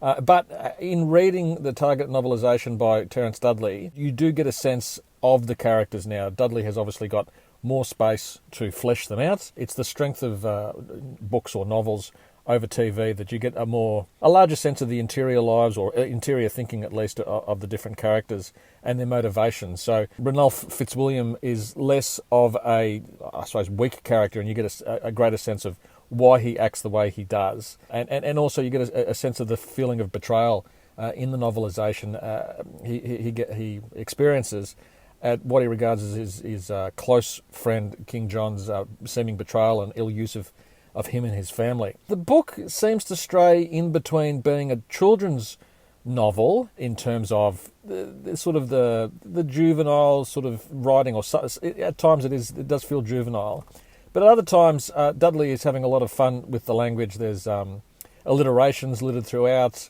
There's a reference to Tegan, saying that, she was beyond 1066 and all that. There's a reference there. There's even a strange reference to the Doctor lifting up his coattails and warming his quote-unquote bottom against the fire. I know the production seems to be very cold, but I can't imagine the Doctor warming his backside by a fire. But yeah, there is that sort of childishness or juvenile nature to the writing, and then there's sort of, there are bigger, quote-unquote, more complicated words used throughout. So I suppose Dudley is pitching the story or the novel towards, your more advanced teenager in that sense. Look, it's reasonably well written. I think at times it's probably overwritten. There are passages where things just seem to go on and on. Maybe that is just to pad out the length because, again, it's a two-parter. You're not necessarily got enough material on its own in terms of the script to be able to generate, 120, 125-page novel that you would have with a 4 or 6, episode story. I think it's interesting that occasionally you get a flash of the Doctor's thinking. It's typically rare that you do so. I know the New Adventures, I believe, or from memory anyway, that they tried to steer away from having anything from the Doctor's viewpoint, but in a lot of the King's Demons, especially with the Doctor's confrontation with the Master, which results in a sword fight, there is a lot of seeing things from the Doctor's perspective, and there's nothing earth-shattering there in regards to that, but I mean, it is an interesting thing to see. I do note, as an Australian, quote-unquote, there is a very odd passage in the book early on where Terence Dudley writes the following passage in relation to Tegan, an Australian, and her characterisation of, Middle Ages Englishmen, where she says, and she's comparing them to Australian Aborigines or First Nations people as we now refer to them. The story or the writing says, the Aborigines back in Australia must have been, in 1215, pretty much the same as they were in the 1980s. Primitive and without social graces like chivalry, they killed to eat and not for amusement. I just saw this and I thought, wow, this is... I know this was written in the 1980s, and it is written by an outsider's perspective, a non-Australian. And, in terms of rights for Aboriginals... and that sort of thing. I mean, Aboriginals were no longer necessarily thought of as being, primitive or anything like that. And there certainly was a burgeoning land rights movement here, and a burgeoning call for more recognition for Aboriginal rights. And certainly the economic situation a lot of Aboriginals in Australia found themselves then, and of course today. But it's a very gauche comment for Dudley to have made, and I think, given his time again, I wouldn't necessarily... have phrased it like that or even just put that paragraph in. It's very odd. Some of the characterisation of the crew of Tegan and Turlough makes them to be completely unsympathetic characters. Tegan comes across as just... She vacillates between being angry at the Doctor and complaining to the Doctor. And I know that's, in some sense, in the show you get that, but it just seems to be, redolent throughout that she's just complaining all the time and is annoyed all the time. And there's no sense of embracing the situation as the Doctor does and trying to, come to terms with it and sort of just whining all the time. And there's a curious bit at the start of the book for Turlough where he seems, or the character as envisaged by Terence Dudley, all for law and order, all for an orderly way of life, verging to the point of Turlough coming across slightly as being a bit of a fascist in that regard, but that's just my read on it. Look, overall, I think that Terence Dudley does a good job turning his script into a more expansive novel. There's certainly, as I said before, you get a chance to look into the heads of the different characters. They become... in some instances more appealing, like Ranulph Fitzwilliam, and less appealing, like his son, who just becomes, an honour-obsessed hothead who just seems to want to get himself killed on the end of a sword or a lance, just for the sake of the honour of his family. And I'm particularly gratified that the mother, Isabella, is given some agency of her own within the sort of, constraints of that particular time. And it is interesting, just as a final note, that Dudley has appeared to have done some research about sword fighting, in effect, and the construction of castles in England, and he certainly knows the politics. And it's interesting that in the popular imagination, King John was a bad king, given to bad ways, etc., etc. But Dudley, as he did in the script, does so in the book, does try to, I suppose, rehabilitate King John, how he's regarded in the public image, to the extent that actually anyone today alive knows anything about King John, which is probably even less than what it was in 1982.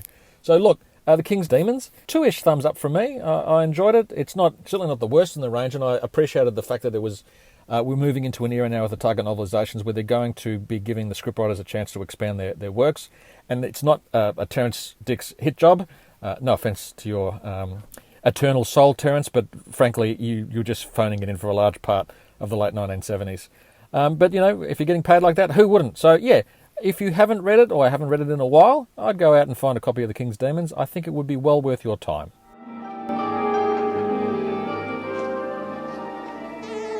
Thanks, Rob, for that. Now, I selected another Peter Grimwade tale from later on in the Davison run. So You selected my favourite Davo story. I must make an apology here, because I actually thought Planet of Fire was your favourite story of the 80s, but apparently it was Survival. Yeah, I've got to apologise for that, because I actually thought it was Tom and the Rani, but we won't go into that. I must admit I was tempted to read Survival, but I did sort of think, well, look, I'm going to come in and say that I still love it. I think it's a great book, so that probably wasn't as entertaining as smashing Peter Grimwade for 5 minutes. No. That was a bit long, wasn't it?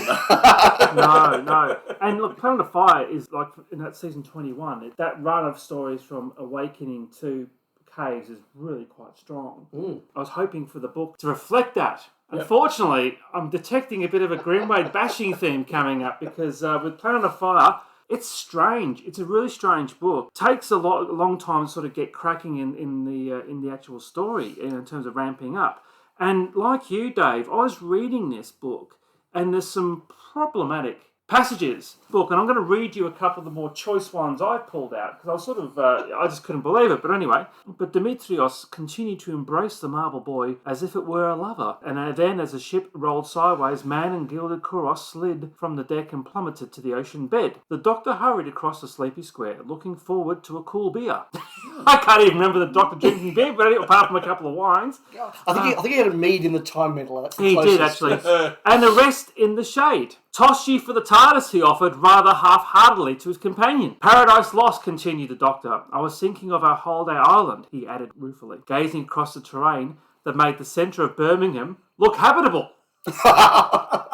And here's another one. Turlo groaned. The doctor had entirely misunderstood him. But how could he explain to the doctor that they must find his home people before the real Holocaust began? I suppose you prefer the final solution of the volcano. Wow. Yeah, wow. And there was another one here. The last one I want to sort of bring up was the Sarns assembled in the Hall of Fire thought for a moment that the elders had returned, but none of those arthritic ayatollahs could have achieved. That was some of the more problematic passages in the story, in the actual novelisation. Look, I think we're sort of getting a bit of a sense here. Vibe. But I mean, in terms of like the Dave you mentioned, I don't think Time Flight really added to the TV story. Where I think in this book, Grimwade did try to do some sort of differences between the television, the version, and of course the opening chapter is contrasting the sinking of the Greek ship with the crash of the Trion ship on Sarn. We all know how great that was on the DVD, didn't we? Really, when they did this special edition, it was just appalling. Doctor in televised version, the Doctor and Perry leave Sarn on a TARDIS, and the ship takes off violently, with the Doctor welcoming Perry aboard. In the novel, the story just ends with Turlo taking one last look and is walking off in the distance. Turlo wants to leave the Sarns to die, and he finds the grave of his parents. So he gets very upset about that as well. Okay. Basically, instead of being natives to the planet, the Sarns are said to be the Trion descendants abandoned on the planet where their memories are erased. Timonov survives the story, thinking that Logar actually has returned. And the last one really hit me was the opening chapters. There are parallels between Professor Foster finding the artifacts in ancient Greece, which apparently Peter Grimwade did have a big fascination with ancient Greece as well. But the book doesn't sufficiently capture his Ainley's Jimmy Baker-esque performance as the Master, all suave and televangelist. But then again, I don't think any parchment could capture that. This is probably the worst book I've read out of all the Target books I've selected. I'm reading it, but I'm not really enjoying it. In fact, my mouth is probably falling open every time I'm reading a passage like I've just been reading out in terms of how inappropriate it is these days anyway. Apart from those couple of embellishments, it doesn't really give the story, I don't think, any justice. Right. Again, the great thing about this Target Book Club, what we're calling it, is taking time out your day and just putting a book on. And I don't know about you guys, but I was listening to Doctor Who The Music Volume 2, getting in the mood with the whole Davison era, trying to get through the book, which I did. So, yeah, it was a disappointing read, to be honest with you, because as Dave says, it is a really good story on television, and I don't think the book does it any justice whatsoever. So it does feel as a lot of that real subtlety that's in the series just hasn't come through to the book, and maybe that's an example of the way the production team worked and the way the cast worked to really bring a bit more to the story than what was there. But I think what's also coming through is that, look, I think Peter Grimwade is a really strong director. I think he's a really good director. I don't think he's a terrible writer. I think his ideas and his scripts, More Than Undead is a really clever story, and Planet of Fire I really like. But writing prose is a very different skill, and I just don't think he had it. No. And that's not unusual. I think, look, Philip Hinchcliffe is another who I think we all think is a fantastic producer of Doctor Who, of television generally. He's very good when it comes to story structure and what's going to work in a studio. But his couple of novelisations are very threadbare, and look, they, even more than Terrance Dicks, they are basic novels. And so I think that he doesn't necessarily have that prose skill compared to someone like Ian Marter, who was an actor by trade, and then he starts writing Target books, and we actually discover he's a really good prose writer. So it is a skill, and I think that not everybody had it. But as I said, I'll be interested to see what, in fact, I can pull it off the shelf in a moment and have a look to see what year Planet of Fire was published. But this has come out 85. So they both come out about 12 months after they were broadcast. Correct, yeah. And that just shows you that clearly Target's remit was get what was shown on screen onto the bookshelves as quickly as you can.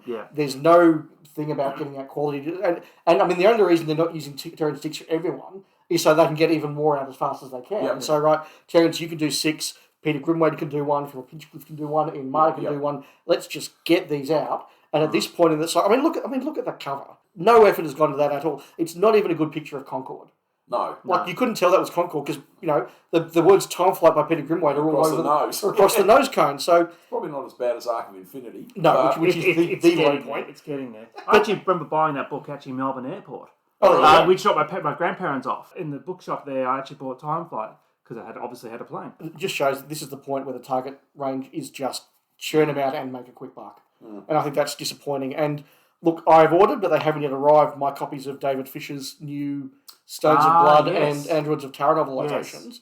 And look, they are again ones where Terrance Dicks, I think that's the year Terrance Dicks 10 out of the 12 books that year when he was doing season 16, 17. And look, they're fine books, but they are what you'd expect.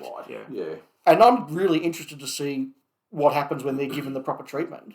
And look, there's stuff like Time Flight and some of these others of this era, like particularly the Davison ones. It would be wonderful to get somebody to have another go at them and do a 200-page novel. And actually make something of them because, well, like they did with Doomsday Weapon. Like Hulk did with his books. Because unfortunately that's very disappointing. Which I suppose, just as a final point, is probably where they went later on in the run. Oh, absolutely. Where you get in the McCoy era books, where you actually get Rhoda Munro novelising Survival, etc., or Ian Briggs novelising Fenric, and you can, of course, add all these backstories that were probably cut from the televised versions. Absolutely, but even when Terrance Dicks is given a bit more space to breathe, and he starts doing Ambassadors, Inferno, Space Pirates, Time Monster, and clearly the word count is being increased for those ones as well, and suddenly Terrance is producing really good, more detailed, more in-depth books. He starts to add his own prologues and epilogues. And again, there's obviously a bit more effort put into the range. They've got proper painted covers again, which, look, part of that was down to the whole issue between J&T and Dave and his agent. But again, this is a low point in the range, and it would go on, as you say, to get a lot better. It had clearly been a lot better, but this is just churn these things out. Before we wrap this up, in terms of the books you read, do you think they captured the portrayal of the Master? No, so that was a point that I had down as well. There is no recognition of who the Master is. In fact, the novel just says, and the Master turned up, and there's no sense of who is the Master, why is the Master the Doctor's enemy, what does the Master want. It's just as per the show. And if you're not watching the show and don't know who this guy is, there's almost no description of him. There's no physical description. What is interesting, though, is that there are a lot of little callbacks to Logopolis. For example, when they're changing the tyres on Concorde, again, very dramatic conclusion. When they're changing the tyre on Concorde and Tegan's rolling along, and he's like, oh, this is like rolling along that tyre in Logopolis. And I thought, why would that? And then I remembered Peter Grimwade directed it. Yeah. So he's obviously throwing back to his own stuff. But the Master is utterly two-dimensional in this. Yeah. And if you didn't have a memory of Ainley's portrayal, he would be a complete non-character. Yeah, he's probably better in the Doomsday weapon. And again, I think it's potentially because this really has to serve almost as an introduction to the Master as well, because this is the first novel featuring the Master. So Holt does spend a little bit of time, Joe asks the obvious question, who's this Master person?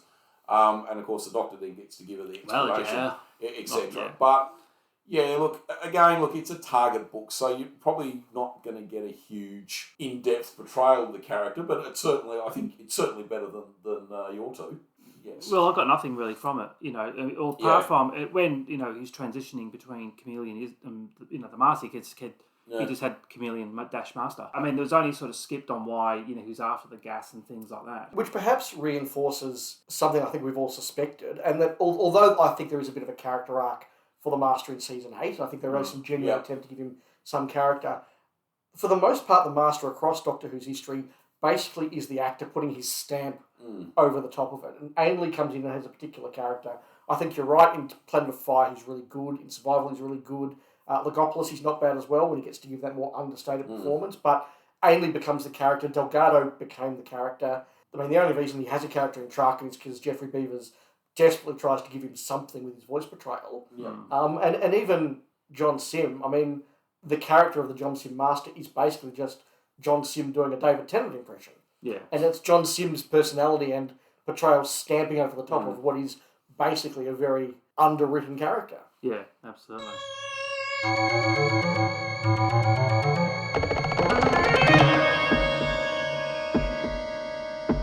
And on that note, we're going to have a bit of a mid-year stock take. Fan wank.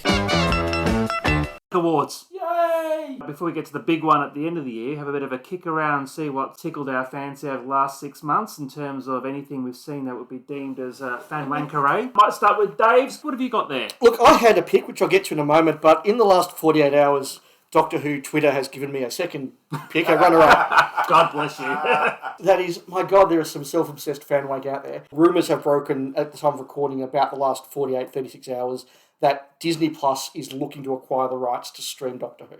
Now, all I've seen here is rumours or in talks, nothing confirmed, and I've seen various iterations of, is it just what's produced in Doctor Who from now on? Is it going back to the Eccleston era, or is it the whole of Doctor Who back to an Unearthly Child? That doesn't seem quite clear.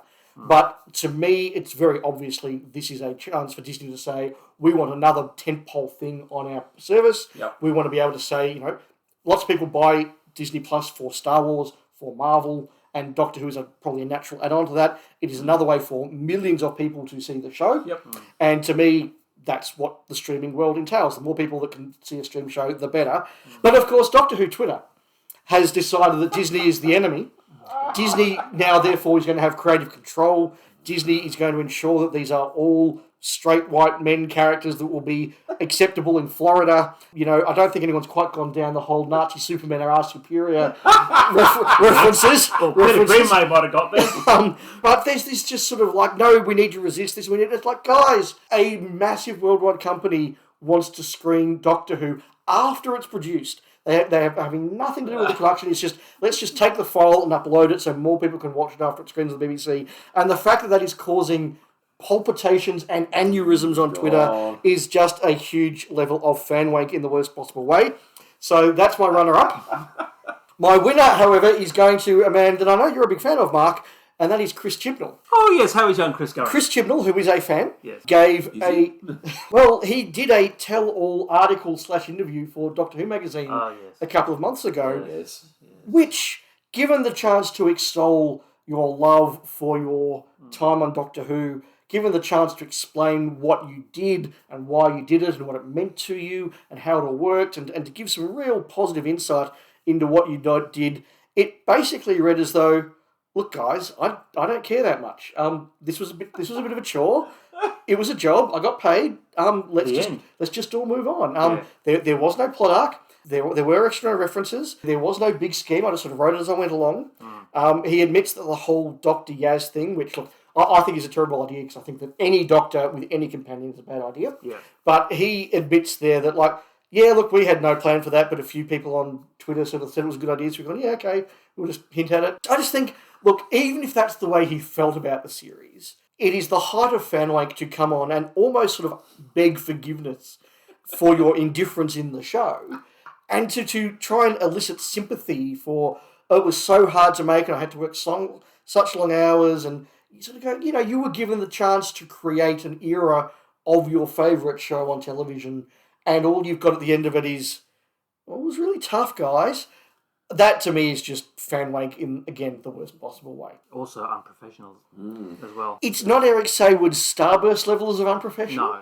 No. But again, if you want to do that, first of all, wait until your doctor's actually off the screen, because this is really all, I think, just tainted the exit for Jodie Whittaker in the worst possible way. But get someone to write it for you. Go along to Richard Marsden and say, mate, I'll give you the ins and outs of my era on the show. You write the book, and then he's got a unbiased and crystal view of how to do it. Yeah. Rather than, I don't know whether Chibnall intended it or not, but just this whole woe is me vibe of the piece. Yeah. Really, really, It gave the haters the ammunition, really, didn't it? It absolutely did. Yeah. Anybody who's been saying that it hasn't been a cohesive arc to this era can now go, well, even the showrunner doesn't think there was. Yeah. And so, look, I think Chibnall's got his hand on it quite hard on that interview. So I think it's fan wank. Absolutely. I mean, and that's had the SSDC con this last couple of days, and there's no Doctor Who thing at all, especially around the Jodie exit. There's nothing there. No exclusive clip, no. No, nothing. I think they just want to sweep it under the carpet. Which is amazing, because if you got Ncuti Gatwa into Hall H at San Diego, that would have broken the internet. Would have absolutely broken the internet. And look, maybe there are reasons why it wasn't done. Maybe they're going to do their own launch shortly in the UK. That's fine. But again, watching all of this stuff from Marvel and DC, and Kevin Smith did his big announcement about Masters of the Universe 2, and he had his panel about Clerks 3. And wheeled out Shatner. Yeah, wheeled out Shatner, and Shatner gave his views on modern Star Trek. which is interesting. It does feel as though even with RTD coming on board, the show isn't quite getting the publicity it should. I do think when Ncuti Gatwa comes on board, he's going to bring together an audience that will start to do it. So maybe just the moment isn't right yet. I think they're just waiting for the centenary special to come and go. Yep. And then that's gone. Full steam. That's gone. And then so basically full stop. Yep. It's over. Let's move it up. Full steam on it. Speaking of the centenary special, can we also just say that 3 months of worship to a television station, I don't know if that's okay in the UK, but here, is that just BBC wank? Is that just a little bit creepy, a little bit off? I just can't think of Australians okay, the ABC turns 70 and everyone goes, let's have an article, let's have a week, whatever. But this worship of the BBC as though it's the city of the Exelons, I just find it really bizarre. I mean, it's a great thing. It's made some great TV. Look, it's made great TV, guys. It's just a TV station, guys. It's a TV. It's a cultural icon to some in the UK, but I do agree. I think, I remember when the BBC turned 50, it was just basically a clip show in the afternoon. Yeah, and, look, I fully concede that in between covering up for various sex offenders and paedophiles, the BBC's produced a lot of good work. Well, maybe that's to make you forget all that. Yeah, well, maybe. Give you a travel-free zone. Young Richard, what's going on with you? Well, look, I'm sorry. You took the eeasy option, didn't you? You didn't have any research. You just went the easy route, didn't you? Well, it's very hard when they send it to my inbox. So I have gone for the obvious target again, which was Big Finish. I'm on their mailing list, and I'm sorry, they just make it so easy with the stuff they send out. A few days ago, I received an email in my inbox. Was it personalised? Dear Richard. No, it wasn't. I got an email from Big Finish inviting me to pre-order a new series featuring Rani and Clyde from the Sarah Jane Adventures. And I thought... Bonnie and Clyde? Or Rani and Clyde, okay, yeah. Look, I'm sure... Look, I haven't heard the stories, and I'm sure they're very good, but I don't know how much more niche you can get, really.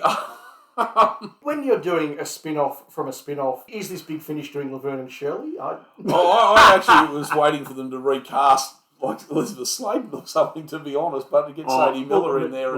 Yeah, exactly. Yeah, I'm sorry. Look, I have listened to a lot of Big Finish, and look, I found some of it quite enjoyable, but I'm sorry, that is just way too niche for me. I don't know that anybody much who watched the Sarah Jane Adventures would get on board with this, because I really don't know who its audience is. People who grew up watching Sarah Jane and now want to relive the magic in audio. But it's not even as though it's the adult characters from Sarah Jane. And look, we acknowledge that Liz Sladen sadly did pass away. It's the kids as now adults. And I'm not sure that gives me nostalgia vibes. No, and that's the thing. And look, the series is long gone now. I don't know, I saw this and I thought, really, unless you've got an absolutely A+ knockout story, I don't see the why, to be honest. So you didn't pre-order it then? Funnily enough, no. Okay. And presumably they haven't got Tommy Knight along to actually be the Luke Smith character? He's been recast. Yeah. I was going to say he's the surprise guest cast member, maybe in the third story or something. Yeah. But no, I did see from the release, because they did actually put out a little press release about it. The lady who played Rani's mum is back. Oh, yeah. So even more niche. Okay. Look, I saw a few of the Sarah Jane Adventures. I thought it was really well made. It was a really good kids program. Yeah. I really respect it. It's Likewise, if it had been on in the afternoons when I was about 9 or 10, so Absolutely. I absolutely would have got on board with it. But I was 20-something when it came out. Yeah. I still enjoyed watching it. And look, I watched a few of them again with my son. We started watching it probably around, he was been about 7 or 8. By the time he was 9 or 10, he'd lost interest in it. I don't think he's going to be jumping on board for this either. I mean, the Sarah Jane Adventures at the time had more reverence for the classic series than the new series did at the time anyway. So, that is true. Maybe they need to get an appearance from Matt Smith or something to bolster the ratings. But yes. I don't mind that episode either. They can do a crossover with Class. Oh, now, there would be one to do the Big Finish do Class. they've done it. Have they? Yeah. Okay, scratch that then. Yeah. Yes. Crossover with Well, you know Class. they bought the rights to the Neighbours, don't you? Who have? Big Finish. Bullshit. I know. But when they do, you heard it here first. Yeah, that's right. You heard it here first. Jason. Ramsey Street will be a recording. Jason and Kylie. Yeah. Very good, Richard. Thank you for that. Mark, did you have anything? It might surprise you, I do. And it might surprise you, I've got more than one. Unlike Richard, though, who made a very lazy effort and just did Big Finish by an email, I actually went on the website and been taking notes all week. You did some research from their website. I did some research, so... I went on the internet and I found this. I found this. And I've got a couple of awards here, of course. This is the Best Mid-Year Cover Version Award. It goes to the upcoming Big Finish A Kaleidoscope Adventure. And I'll read you the press blurb here. Journey to the Third Doctor's era of psychedelic fashion, bouffant hair and 70s gadgetry in an action-packed full-cast audio drama. Of course, it started with Tim Treloar, Sadie Miller and John Coleshaw. So again, the main actors of the era are long gone. The replacements are now touted as the new originals. Now, I saw this come across my Twitter feed, and the thing that kind of grabbed me about it is, look, if you cross the Rubicon that, yes, we're recasting classic actors, okay, look, not for me, but clearly there's some demand, that's fine, whatever, go down that path. But the cover is John Pertwee, Liz Sladen and Nick Courtney. At least acknowledge that you're not... Come on, guys. That's exactly where I sort of get... Don't put their likenesses on the cover when they're clearly not there. That does feel a little bit exploitative. Yeah. Now, there's another cover version, which isn't of a Doctor Who variety, but I'm going to read it to you anyway. Shilling and Sixpence are back on the case. The crime-solving duo embark on a new series of murder mysteries and a long-awaited second Shilling and Sixpence Investigates box set from Big Finish Originals. Does that not sound like Sapphire and Still to you? The best, should have ignored this one, award goes to the Fugitive Doctor Adventures, a brand new series of full-cast audio dramas for the Fugitive Doctor, played by Joe Martin. Now, they could have just completely ignored that whole Fugitive Doctor thing, like a lot of people have. But no, they're getting on the wagon there and starting to churn out some new adventures with her. Does anybody like the Fugitive Doctor here? Did anybody really enjoy the performance? I thought her performance was very good, and I thought the story she was in was very interesting. But again, it worked really well in one story, and then all the sort of the callbacks to her, I think, have been completely wasted and pointless. And do you think she should be the pre-Hartnell Doctor? Probably give it another year or so. Oh, have a whole new version of Continental. They'll wipe it anyway. Look, as I've said before, the copy of the Aztecs on my shelf doesn't change because of anything that anybody does in the modern series. So I don't care. I genuinely don't. It's like telemovie making the Doctor half human for half an hour. Look, that sort of came, we all went, huh? And then it was just sort of quietly forgotten and we all just moved on. Yeah. Or Clara telling Hartnell to take that TARDIS because the directional unit's knackered. Yeah. Well done, Stephen. The best mid-year Doctor Who equivalent of Don't Mention His Name award goes to... I'll read you this ad, okay? I've done some work. And you tell me what you think is missing. Up to 50% off sale on Torchwood Adventures. Get a great deal on selected Torchwood audio dramas featuring Gareth David Lloyd as Yanto Jones. Barrowman frees up. I did not realise that Yanto Jones was the main titular character in Torchwood. Well, he isn't the ones they do because they've done one with Eve Miles as well. I know, but the thing is that they're basically saying, like Torchwood, there's no mention of John Barrowman. Look, if they want to do a spin-off series starring Yanto, and there are Torchwood fans who want to do that, look, I know that he was a very popular character. I thought he was a very charismatic actor. If they want to do spin-offs with him, that's fine. But again, guys, let's be honest about what you're doing and do the Yanto adventures. Don't call it Torchwood, but we haven't got Captain Jack. Well, we have got Captain Jack, we don't want to talk about it. You know what I mean? Like, he's been Recast. erased from existence. Oh, could you imagine if they recast him? Barrowman would go absolutely spare. Like it's one thing to just sort of like, oh, Jack's off on another mission. Jack's not here today. Like, okay, that's fine. But like, if they recast him, Barrowman would go absolutely tonto. Yeah, he'll be crying. He'll be crying more. Wow. Has he come out and said he should be in the 100th anniversary special? Oh, I think he has. He's probably... I think he's desperate for any job. But just when I saw Torchwood, I instantly went for, like, who's John Barrowman's name? But obviously, John Barrowman and Big Finish are no longer talking. The most obscure character mashup award, even for a Big Finish, the War Master escapes from reality. A mashup between Dorian Gray and the War Master. I don't know how that would work. Dave, I would like you to buy it and have a listen to get back to me, please, because I have no interest. A mashup between Dorian Gray... Yes, and the War Master. Right. Which is Derek Jacobi. Yes. Is it Derek Jacobi or is it It is. another guy? No, they haven't recast him yet. Yes, he died. Okay. So, but yeah, give him time. And I'm trying to remember who plays Dorian Gray. Because it's somebody of note. Like, it's somebody that I'm sure I recognise. He might be famous, I don't know. And that was Fan Wank of the Mid-Year Awards. Before we go, we've all taken hold of our Season 22 box sets. Yep. And we're all happy with the condition that they arrived in. I was. Yes, I was. Yeah, I was as well. I just say to Zavi and the other mobs, God's sakes, to spend that little bit extra at the beginning of the distribution process and package it properly. Opposed to people then getting very, very angry about the battered up boxes and then offering them a reduced rate on a refund. I'll be honest, I've only watched a couple of documentaries, but you guys have been sort of going in deep into the box sets. Your thoughts on the season and the box set in general, please. So we might start with Dave first. Look, a couple of quick points. I think that the extra special effects on Time Lash have been done very well. Yeah. And that does make the story a little bit more watchable, which, let's face it, we're all watching for Paul Darrow. Indeed. Oh, yes. And I turned off again once Paul Darrow was killed, because nothing good comes thereof. But he did actually, I think, elevate the story. And there were some quite good effects in there. So that's quite good. I will say I'm not a particular fan of Season 22. There is some good stuff in there. I quite like Varos. I do enjoy Paul Darrow. I found Two Doctors... Every time I watch that, it drags a little bit more. And I used to really enjoy Two Doctors, but it hasn't aged very well. No. I'm not a fan of Revelation, but I get that's you either get what it's doing or you don't. Yep. And that's fine. I accept that. I've never got the hang of Mark of the Rani, and here again, I just really struggled to get through that one. So look, it's not a great season. I think that when you remember that Doctor Who in the Pertwee era and the Hinchcliffe era was actually big budget. It wasn't like big special budget. It wasn't like Claudius or Brideshead Revisited or something like that.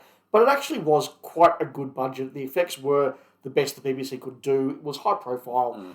I was watching Season 22 and just going, this looks cheap. It feels underwritten. Yeah. I love Colin. He's a lovely guy. We've spoken to him several times, Richard, you and I have. He's a lovely guy. He is really struggling in those first stories to really get the hold of the Doctor. I think by the time you get to Vervoids particularly, he's really good. And that sort of gentler, more fun Colin, Sixth Doctor, is really good in Season 23. I was watching some of this and just going, he's not fun to watch. It's hard work. Watching some of the behind the sofa stuff was interesting, and some of the reactions were very good. I'm very much looking forward to the behind the sofa for Twin Dilemma when that comes out, because just how some of those people are going to react to some of those scenes. As for the docos, I must admit, some people have been very blown away by them. Yes, seeing Michael Grade in long form was interesting, but I actually didn't think there was that much more to say about this era. Well, that was actually the point I haven't. Look, I haven't really dived into the box set beyond a few cursory watches of some of the new effects and stuff.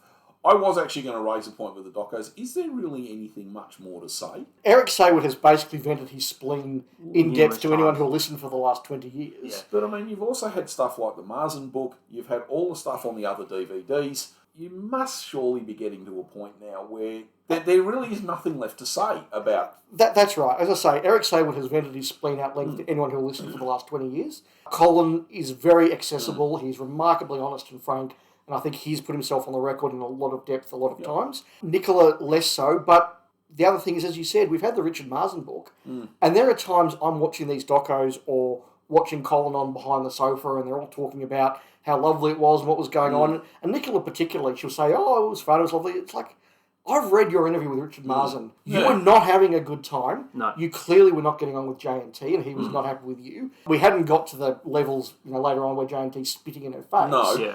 Clearly, docos we now know are quite sanitised, Yeah. with the exception of Eric Saywood, who is pretty forthright all the time, and Michael Gray and Jonathan Powell as well. But again, they're not saying anything we didn't know, so they're very, very sanitised. And I just think there isn't a lot more that needs to be said. And frankly, the other big point is that J&T's now been sadly departed for the better part of 20 years. Yeah. And he can't go on record and defend himself either. No, so you're probably relying on those, like that new Production Diaries book, perhaps maybe to get some of his side of the story. No, Perhaps, you won't. well, that's the thing. And from the content on that, that's not going to redeem him either. No, it doesn't. No. And again, to put the context out there, season 18 is my top 2 or 3 favourite season of Doctor Who ever. Season 21 would be in the top 5 of my favourite seasons ever. So there's a lot of J&T stuff that I really, really like. But looking at season 22 now, and yes, we've got the nostalgia for it, and you can watch Attack of the Cybermen and enjoy it for what it is and all the rest of it. And you can watch Time Lash for Paul Darrow, knowing that, that the show is safe from being cancelled because of this. But I was watching it this time and just thinking, it looks cheap and it does look dated. It looks dated. It's not quite that'll do, but it is very much a case of, just the 18... The requirement for the suspension of disbelief is getting much higher. The criticism that J&T levelled at Graham Williams around the shoddiness and everything like that, especially for season 17, it's basically brought forward to season 22. Well, I think at least 17, at least you get a bit of fun with it. I think probably by 22, look, the fact that Doctor Who is low budget is now really, really painfully obvious. Yeah. And this is the best they can do, but it is now nowhere near good enough. And compare it with season 18. Yeah, exactly. Which looks fantastic. Like I remember getting the season 18 Blu-rays and putting them on, just going, this just looks lush. It does. It looks good. Probably it's also not a great season, but I remember when I saw 22 for the first time, because we'd slipped back to, as we were saying in the tape swapping thing earlier, we'd slipped back to about 12 months behind the UK. They got it in January. We got it just after Christmas. So, of course, when I watched it 22 for the first time, I'd had 8 or 9 months of looking in DWM, DWB, etc., where they were just panning it. I didn't like Colin, J&T has to go, the stories are rubbish. So, of course, when I first watched it, my view was a little coloured by all this stuff I'd read. Looking back at them now, I liked Tack when I was probably a 15-year-old. Now its problems really stand out. Yeah. I quite like Varos. I'll be honest, I've never liked Mark of the Rani or the Two Doctors, really. It was cool to see Troughton and Fraser Hines, but I've never really got Two Doctors. I'd be honest, I'd watch Paul Darrow read the phone book. So, And it was really. I actually, Time Lash is... But it's fun. Just for exactly. But it was, funnily, this time when I was looking at it was, where's Paul Darrow? Get Paul Darrow back on the screen. And again, some of that early stuff in Time Lash where you've got the original mail and there's sort of, the subterfuge of what's going on. And then they have to divert the power from the hospital and that sort of stuff. There's actually some good ideas going on in there. It's not too bad, but...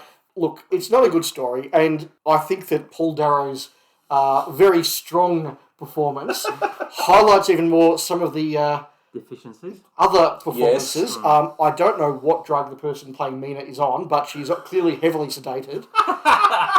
The guy who plays Darrow's offsider, who I've seen in other stuff, and he's a perfectly capable actor. I don't know what was going on, but Morad, I have been loyal to you.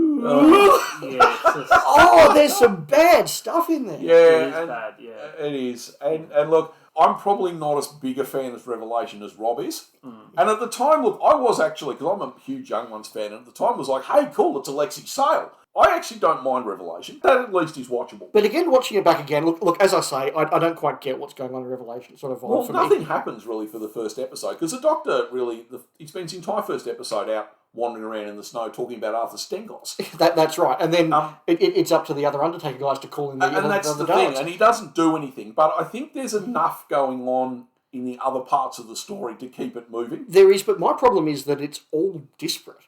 So, like, Alexei Sale does some really fun things, but it doesn't feel at all related to the rest of the show. No. The stuff with William Gaunt and Eleanor Bron is really quite entertaining, but it feels like it's on a completely different TV show Yeah. to what's going on with Tassenbeaker and Clive Swift. Tassenbeaker is probably the low point, but... And look, I love that fandom has now evolved to the point where there are people who do unironically love Tassenbeaker, and look, good on you if you do. But, like, she is not a good actress.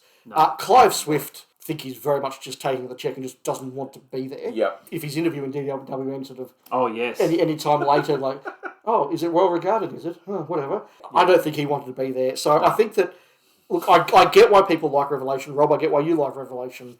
I just think it's a mess, frankly. I think the docos, I watched the Colin Baker one, which I actually really enjoyed, because there was parts of that which he never really sort of talked about, and obviously, with the death of his son and it. I found that quite moving, actually, listening to that. And, he loves the character and everything like that. Just the way he was treated was just terrible. He's very proud of the fact he played the Doctor. Yes, and the one with Nicola Bryant, I thought was actually quite good as well. Some of the obviously she had to put up with on the set was the shenanigans of J&T was pretty bad as well. But did you feel they were both pulling their punches? Absolutely. Nicola Bryant mentioned about what happened with Fixer Sontaran and they got Janet Fielding in. And then, Nicola then had to go onto Twitter afterwards to sort of apologise for dragging Janet into it. But that's what happened, because I remember at the time it said Nicola Bryant's gone on holiday, so she couldn't do it.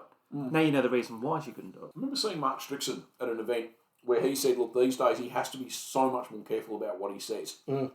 Years ago, and I remember when we had him at the club here in Melbourne, he told us some quite interesting stories. Well, particularly back in '88 when there was no internet, there was no reporting. And there might have been one camera filming it and probably two people got copies. Yeah, that's right. On the other side of the planet. But I remember when he came out here in the 2000s, and he said, well, these days, look, he has to be so much more careful because, there's people with phones recording and, he says anything vaguely contentious. It's on social media within, 10 minutes of him saying it. Can't only assume that would flow through to the docos as well because they're going on mass market products. And I get that and I respect that. And I understand that if you're being interviewed by Richard Marsden for a tell-all book, there is a level of removal from you as a person that you can go, this isn't me telling it, it's me telling it via Richard in a context that's being laid out and people are reading it, they're taking the time and they're investing in it. Yep. So I get that is different. I can forgive the fact, but we have to accept the fact that we now watch these docos or watch these behind the sofas or whatever, and you go, look, guys, I know that's not really how you felt. And I know that there's a whole lot more that was going on, so...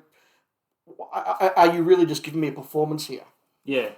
And Michael Grade, I thought, was a complete performance. Rewriting history along the way, as normal. And on that note, I mean, we've been and seen Davison and Janet Fielding when they came out here last time, and they now give a performance. It is very clear. Yeah. They take the check, they come out on stage, and they have an act, and they put on a performance. They clearly have the lines they do. Fraser Hines approach. Yeah, absolutely. They have the lines they do. They have the jokes they obviously do every time. Sure. They have the banter they do every time. They have the Matthew Waterhouse crack. Yeah. And it's enough to sort of go, oh yeah, cool, we're seeing an entertainment sort of thing. But it is clearly rehearsed. It is clearly sanitised. Yeah. It's a performance. And it's the same stories. And it's the same stories. And look, that's fine. I get why you can't come out and tell the whole truth.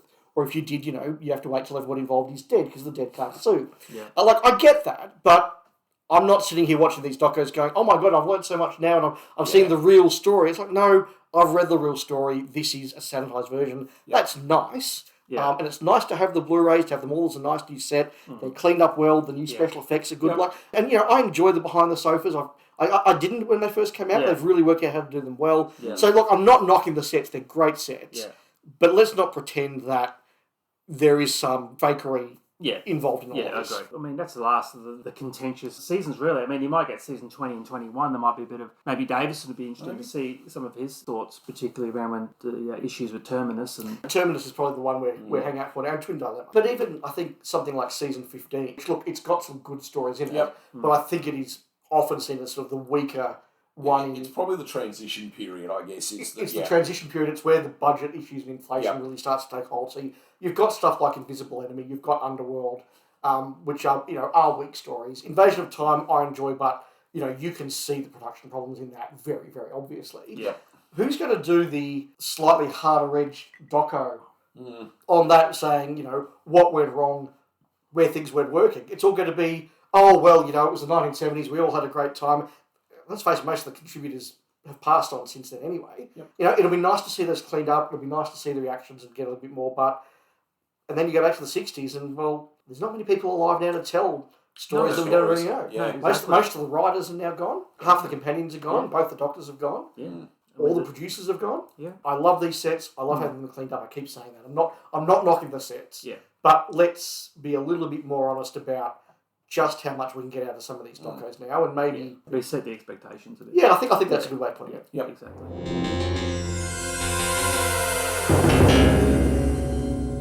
All right, guys. Dave, thanks again for having us today. It's Camp David. Richard, thank you for turning up as well. This is great. fun. Yeah, it's been a lot of fun. There's interesting topics, I think, which we chewed the fat on. And No, always a pleasure to host you, Mark, and always fun to do a 42 to Doomsday. Now, Mark, Richard and I are going to stay back and do a Spacefall episode on Dawn of the Gods after this.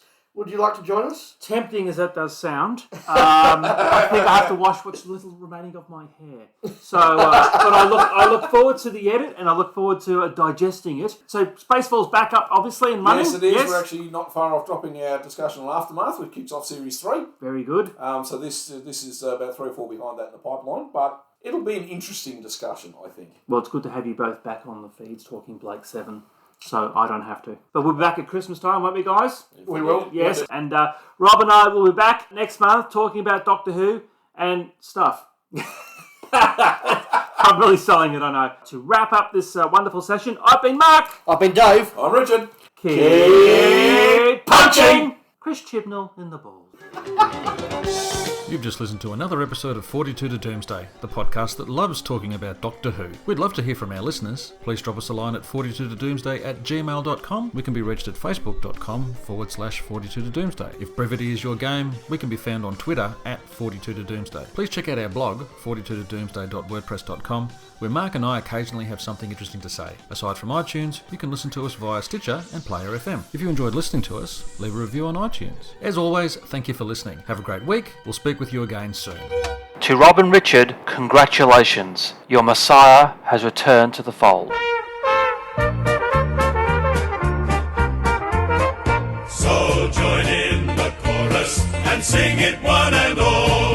Join in the chorus, North Melbourne's on the ball. Good old North Melbourne, they're champions, you'll agree. North Melbourne is the team that plays to win for you and me.